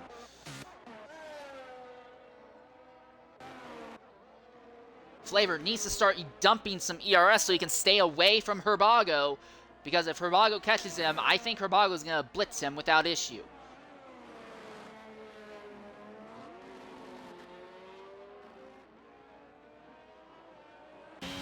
Again at the front, I think the situation might be as so. Schumacher has a significant advantage on track, but he's going to have to pit earlier. Schumacher is going to have to put on medium tires. I think, though, Zola might be able to stretch these hards out far enough that Zola could go ahead and throw on softs potentially to the end of this race. And I looked through the grid, everyone's good on fuel, so fuel won't be an issue. That yellow flag we had earlier put everyone in the green when it comes to fuel numbers to the end of this race.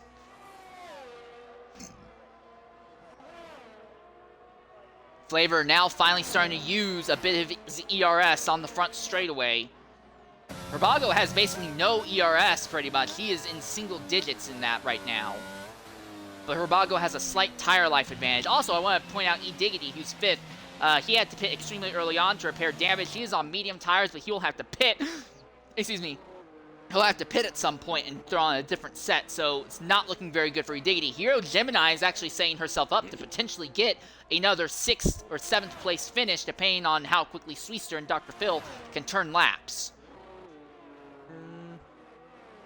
Main question about Diggity is whether he pits, I'd say next lap, I mean, for in this lap or next lap to put on his set of hards, or trying to stretch his medium tires to 15 laps, and at around lap 21, 20 or 21, put on a set of soft and try to blitz the field. Yeah. It's a risky strategy, but it could pay off.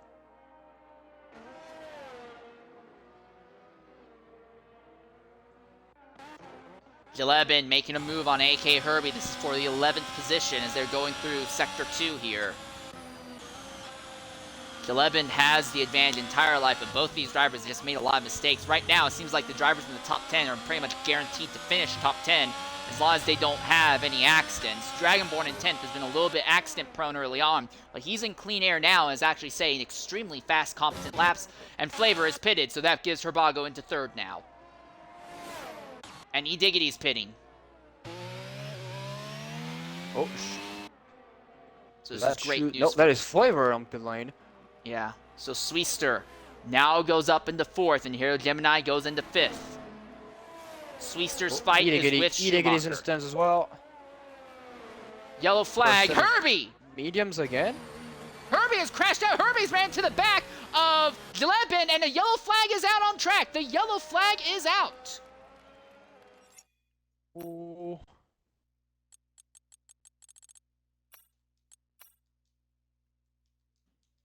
This might be a great time for leaders to come on pit lane and put a set of mediums on.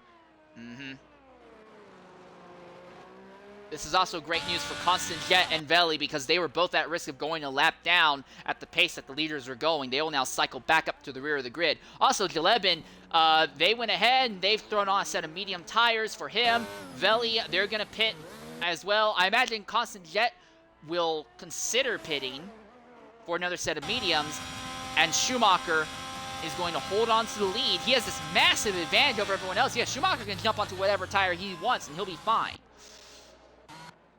I believe Diggity does not have to switch to another compound than mediums, because I believe he started the race on the hard compound. You're right, he did. I think that is the case. And as we're speaking, Schumacher on pit road. Zola's on pit road as well. Zola followed suit. Rubago follows suit as well. And what of I Sweester? believe Swister could inherit the lead if he makes it before the Ferraris and Perros. Swister goes on pit lane, as well as Gemini. Your top Dr. 5 Phil on is pit in lane. 6th with fresh hards, and then you also have Flavor in 7th on fresh mediums. He had pit just before the yellow flag came out. So that means Schumacher retained his lead. Flavor will advance a couple of spots. As he will jump from 6th to 4th. While drivers are bidding. Diggity. And your Also top 3 jumps a couple of spots. Dragonborn moves up to follows suit. 7th. Mantic Meerkat drops back to 10th. Sorry, 11th. And Mercedes goes in the top 10.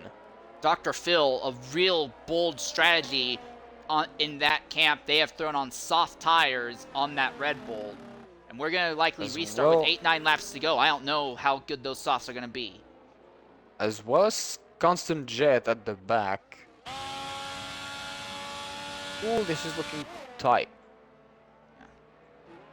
But at the front, though, everyone in the top 6 positions are on tires are going to be roughly the same age. Swiester, who was honestly fighting for a lead, this yellow flag has killed his ability. He needs to overtake 3 drivers just to start fighting with Schumacher again. And the big thing, I think, of real note is that we now have a Ferrari, a Red Bull, and a McLaren at the front is the 3 strongest drivers we have all season. And they're all at the front. Herbago has overcome his bad run in qualifying, and he is now up there fighting with Schumacher and Zola. The first wingman after the top 3 is Flavor Fergus Scuderia. This is good news for the Constructors' Championship as well. Yeah, and that's another thing. You bring a good point because the wingmans for the Red Bull and the McLaren camp, well, we know the Red Bull drivers don't even make any communication, but Dr. Phil is barely in the top 10 and 10th right now. Meerkat's out of the points paying positions at the moment. Also, Dragonborn in 7th, he's going to be on more worn tires than the drivers ahead, but he is way faster in a straight line. If he can just avoid making mistakes, I do think Dragonborn might be able to steal a top 5 off the back of Ediggity, maybe, and Flavor. Flavor's not had a lot of pace today, so I'm not so confident that Flavor's going to be able to hold on to this 4th place position. And Ediggity, in the same vein, he's been fast, but I don't think he's going to be fast enough. I think we could see Flavor and Ediggity both drop out of the top of their positions. I think Swiester is going to probably get up to at least 4th, and Dragonborn could probably get 5th here.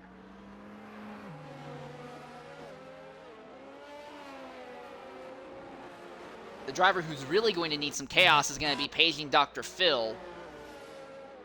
He's 10th and on soft tires that likely aren't going to last to the end of this race. Also, Constant Jet is still half a lap down, as is Veli. They are both racing as quickly as they can to get and catch the rear of this field. They are not even close to being in the points paying positions. This could be very bad news for them because unless there's a lot of DNFs in this final 10-lap sprint, these 2 drivers might not be able to take home any points. And for the Williams camp, that's bad news. Yeah, that is really bad news. But the thing is, I believe right now, both Constant Jet and Veli need another safety car.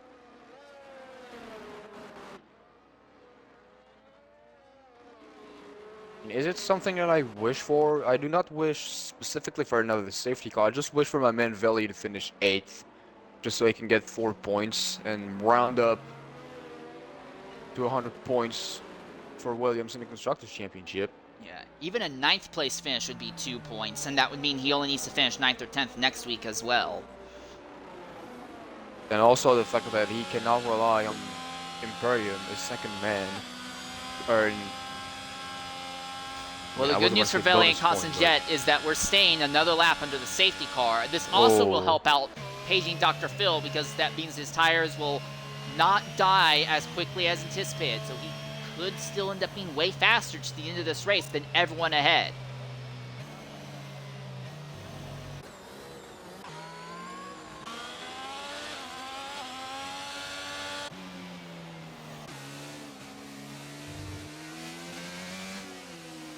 So we saw the end of lap 20, there will be a 8-lap race shootout. We're looking at that, yes.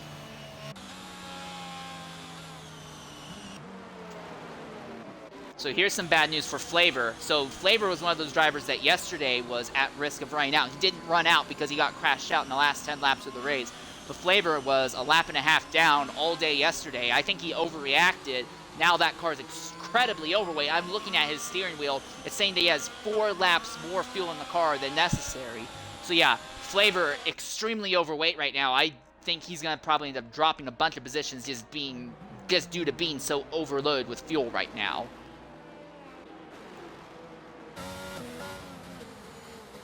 Alright, so Veli has caught the rear of the grid, and it looks like Constant Jet will as well. Veli and Jet are going to be on worn-out softs because they've burned off the best of their soft tires just trying to catch the back of the field. I hate to say it, but Veli and Constant Jet need there to be a bunch of DNFs ahead if they want to finish in the top 10 because they've been mistake-prone and their tires are now past their ideal use point. So, yeah, I don't feel very good for their chances right now.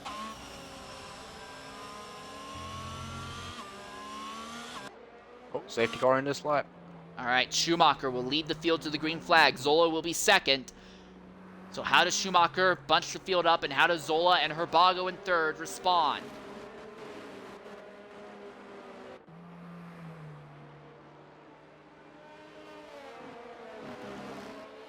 And what of Swister?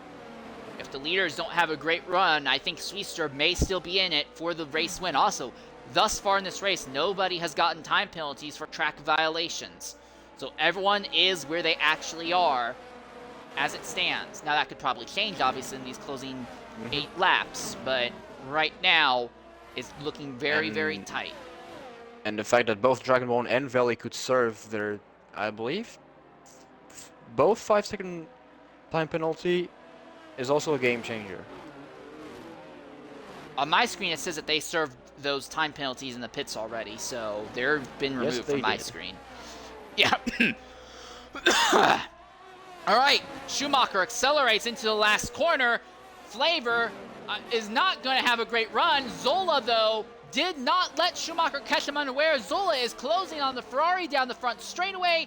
Not close enough to make a move going into one, though. Herbago's there behind, though.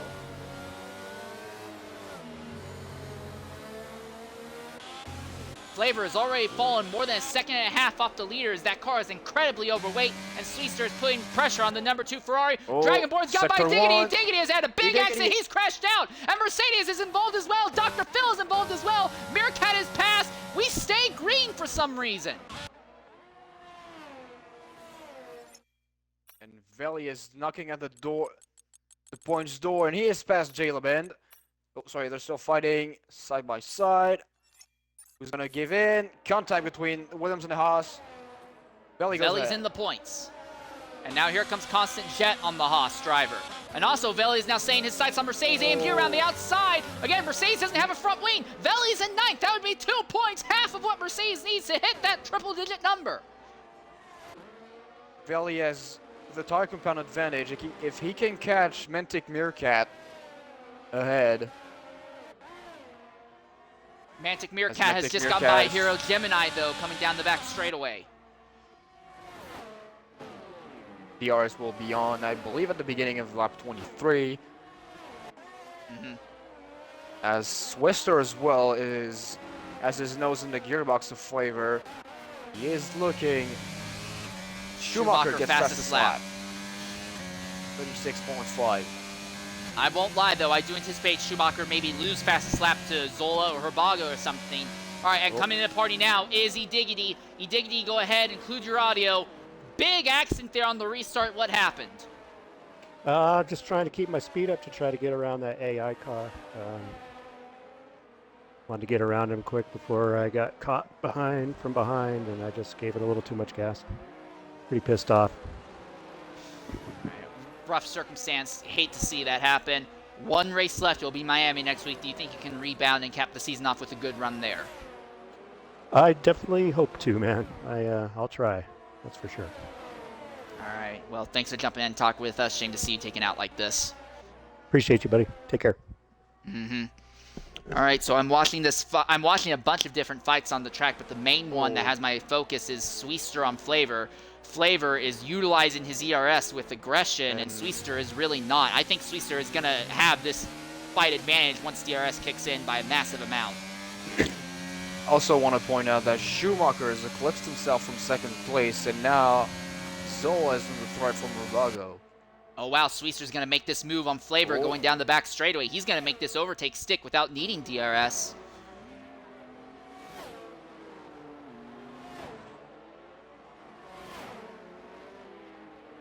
Oh. Another thing I noticed, Veli is out of ERS. DRS is enabled. Yeah, Veli's not within DRS range of Hero Gemini yet. I don't know if he will be able to. Jalebin, who is in 10th, honestly has a chance to maybe close back in on Veli and steal 9th from Veli before this is over. Because Jaleb's tires are not going to go through his fall off, while Veli's is going to already be pushing past their ideal range. Mantic Meerkat on Dragonborn. These two have squabbled it out several times over this season.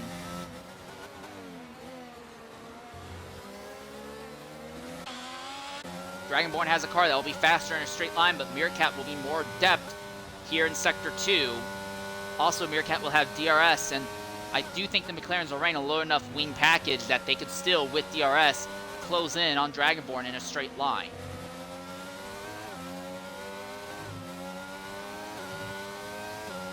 Also, fight for third, as Herbago is right there behind Zola, and I do think Herbago is going to get by Zola down the back straightaway here. Herbago already laying on the ERS. Zola is as well, but Herbago is getting up to his top speed faster, and he has DRS. Look at this, DRS 204, wide open. 205. Here comes Herbago, 204 miles an hour at the end of the straight, and he's by Zola. Dragonborn gets by Mantic Meerkat going down the back straightaway.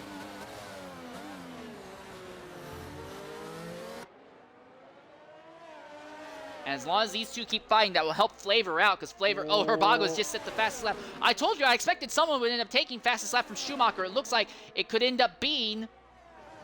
Herbago. Here comes Meerkat on Dragonborn now. Going into turn 1. Can't make the move. But Dragonborn with that ultra low downforce setup can't really tackle these corners properly, and lets Meerkat stay right behind him. Could Herbago make a last few laps run on Schumacher at the front? Schumacher has 68%. He is gaining away. Herbago's getting away from Zola on the interval prompt.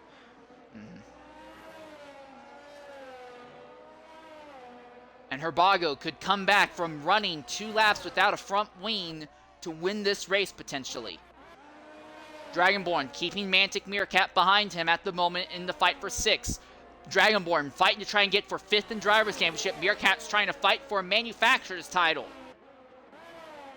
Swister is not close enough to do anything to the top 3.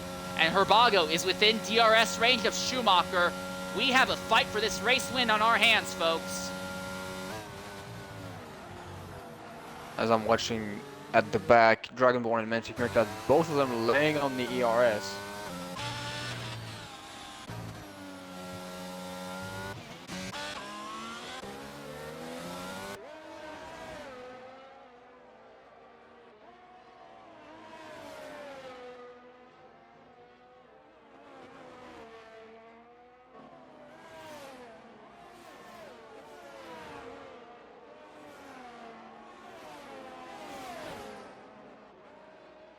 Dr. Phil now has a time penalty back there in 11th.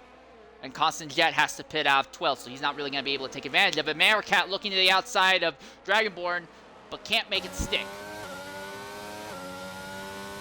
We'll have the fight for the win. Herbago and Schumacher. We have seen this fight play out so many times over the course of the season. Usually, when it's one-on-one, the McLaren has turned out ahead. But as the season has gone on, the advantage has gone in Schumacher's favor. Could Herbago upset that and go back to the norm early on, where Herbago in a one-on-one battle has the advantage over Schumacher? The McLarens have a car that is way faster in a straight line, but Schumacher has a significant advantage in ERS. Herbago only has 10% ERS. Less than that, he dumps a bunch of it coming onto the back straightaway. He is out of DRS range, I think. No, he's not. He has DRS range. He has DRS, but he lost a lot of time coming onto the back straightaway, so he's not really able to close. Schumacher is back out of the 1 second gap for now. Swister is closing in on Zola as well. He was 2 seconds back. He has gained half a second on these last 2 laps. And he is still closing by. Veli is still holding on to 9th, but Jelebin has caught him. The thing is that both these drivers have pretty much run themselves out of ERS. Also, Dr. Phil is in 11th. He could be a wild card in this fight, although he has time penalties. So Veli trying to bring home any points he can right now for that Williams effort to get them past the 100-point mark. Meerkat still fighting Dragonborn. There are 3 fights going on the track. The fight for the win, a fight for 6th, and a fight for 9th.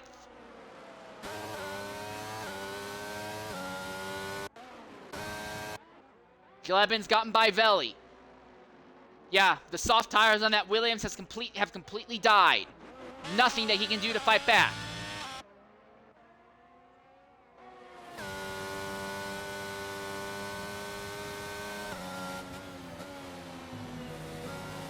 Meerkat's got a run on Dragonborn. Oh. Yellow flag. Sector 2, Dr. Phil. Dr. Phil's around. So that will let Veli hold on to 10th for a while.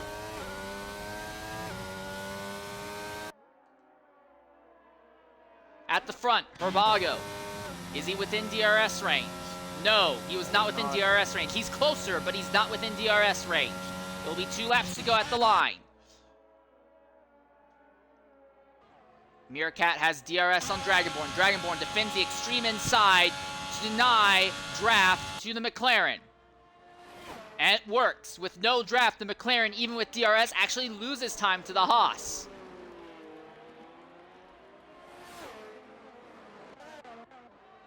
And Herbago's still not within DRS range. Herbago is basically out of ERS. Schumacher still has almost half of his battery. Zola looks like he's going to come home in third all by himself. Swiester has stopped closing on that Red Bull, who is in third position. And Flavor might just be able to walk out of here with a 5th place finish. This would be great news for the Ferrari team.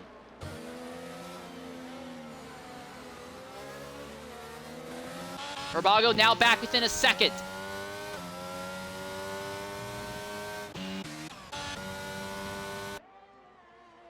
The fight for 9th, 10th, and 11th seems to have dissipated, although I will say that Dr. Phil is closing back in on Veli. There's not a lot of time, and even if Phil gets by Veli, he has a time penalty. Sector 2. McLaren Oh my around. goodness! Herbago out of second position! Herbago has spun out of second position! And this will have major manufacturer championship implications. He's just barely going to stay ahead of Flavor. Now with really hot, slippery tires, he has to be careful around. Otherwise, Flavor will take the Meerkat's hit. just gone by Dragonborn, coming onto the back straightaway. Flavor has DRS. Flavor might be able to make a run on Herbago. This would be an overtake that no one would have anticipated. He comes to the inside. He He's not backs going off. to go for it. But Herbago overcooked it with in the last 2 laps of the race and goes from 2nd to 4th.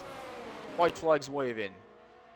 Herbago's already trying to run away from Flavor at the moment. Oh, Veli has a flat. Left front flat for Veli. And that will drop Veli out of the top 10. Veli is not going to be able to bring home any points for the team.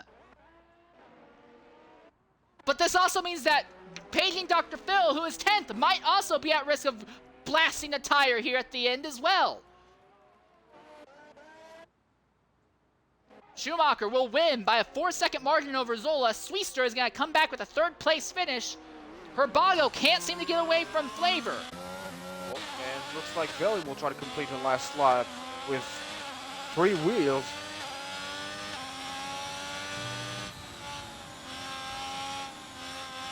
Oh my goodness, Mantic Meerkat just spun in front of Dragonborn! McLaren As is he backs throwing off away in Gemini, valuable points. 7th spot. Back-to-back points-paying finishes for the first female driver in XRL's X3 history. Dragonborn, after being involved in 5 incidents in the first 5 laps of this race, is going to come home in the points-paying positions. Flavor, I don't think he's going to be... Yeah, Flavor's not going to get by Herbago, but Flavor's going to bring home a bunch of points, and Schumacher is going to take home another win. And that, coupled with the 5th place finish by his teammate, is going to massively favor the Ferrari as they go into the final race for their manufacturer's fight. Zola is going to come home bridesmaid 2 races in a row. Swiester will come home with an incredible 3rd place finish. Herbago will come home in 4th. Flavor in 5th. Dragonborn is going to come home 6th. Oh, And to Hero another Gemini incident. 7th. Oh.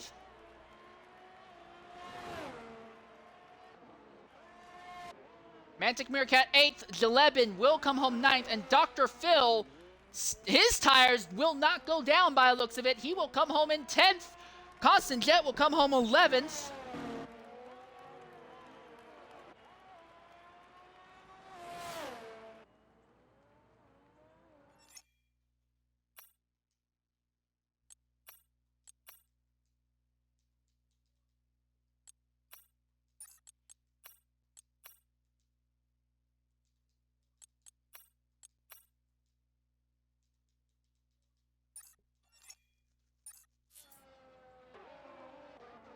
And Veli, with a destroyed left front tire, is going to nurse that thing around for a 13th place finish, but no points for Williams. All right, coming into the party right now is our 3rd place finisher, Sweester 1987. Sweester, go ahead, include your audio. Fantastic drive. You led a bunch of laps early on. What do you have to say about your run today, mate?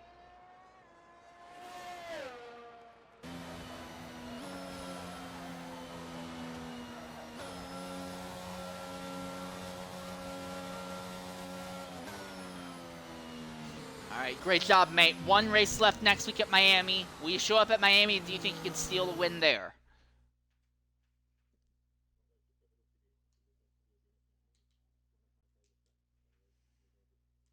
All right, you put on an outright outstanding show, mate, without a doubt. Great job on the podium finish. Keep your head held high as we come to 1 more race left. All right, a few other people I do want to talk to real quickly while I can. Real quickly to our race winner, Schumacher SS7. Schumacher, first up, Hello. qualifying. My goodness, Schumacher, you seem to be by far the strongest qualifier in the series. Another win. Your teammate comes home 5th, while the McLarens only come home, I think, 4th and 8th at the end. Massive advantage to you guys in the manufacturers. 1 race left at Miami. Do you still think you can win the manufacturers title? I'll do my best. Yeah, it was a good race. I put it on pole, lost out to Zola, who was AI, and then the guy who was finished 3rd was holding me up quite a bit, to be fair, on the hards. So just when he pitted, I just started pumping in some faster lap times. And yeah, enjoyed it. Very good race. Yeah, I hope we can wrap up the constructors.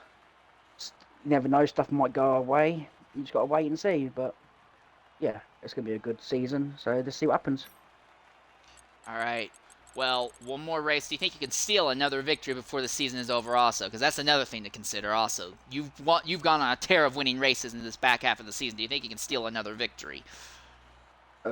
Miami's not my strongest track. I will say that. I don't like it. I don't particularly like the 3rd sector. But we will see.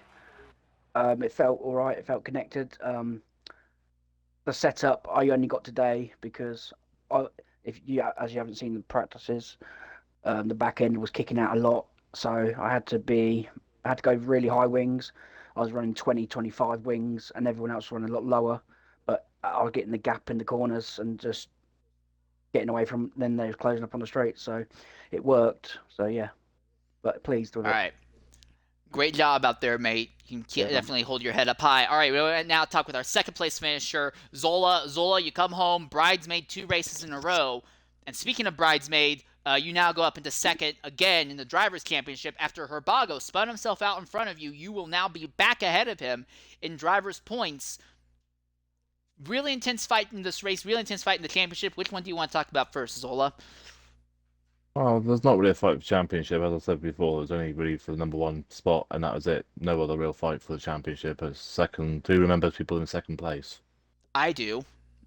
But yeah, no, it was a good fight. I mean, thanks, Bargo, for spinning in front of me. That was fantastic. I enjoyed that. Thanks for P2 too. I'll give you a present next time. But yeah, no, it was a good fight. I mean, I expected to be there, as I said yesterday. I expected to be up there, so no real big surprise.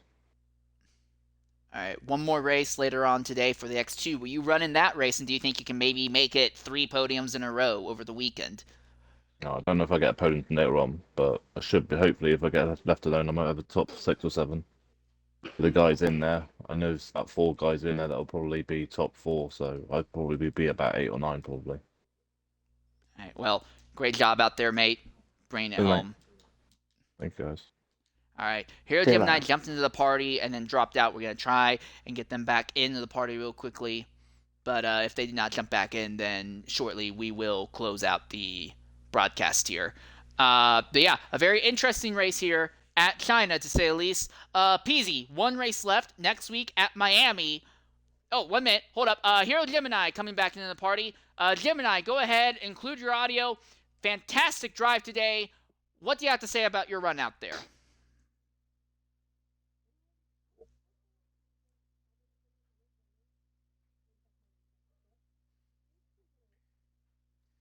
All right, you brought home a great number of points last week. You got home good points today. One race left in the season. Do you think you can close it out with even more points for the Alfa Romeo team at Miami?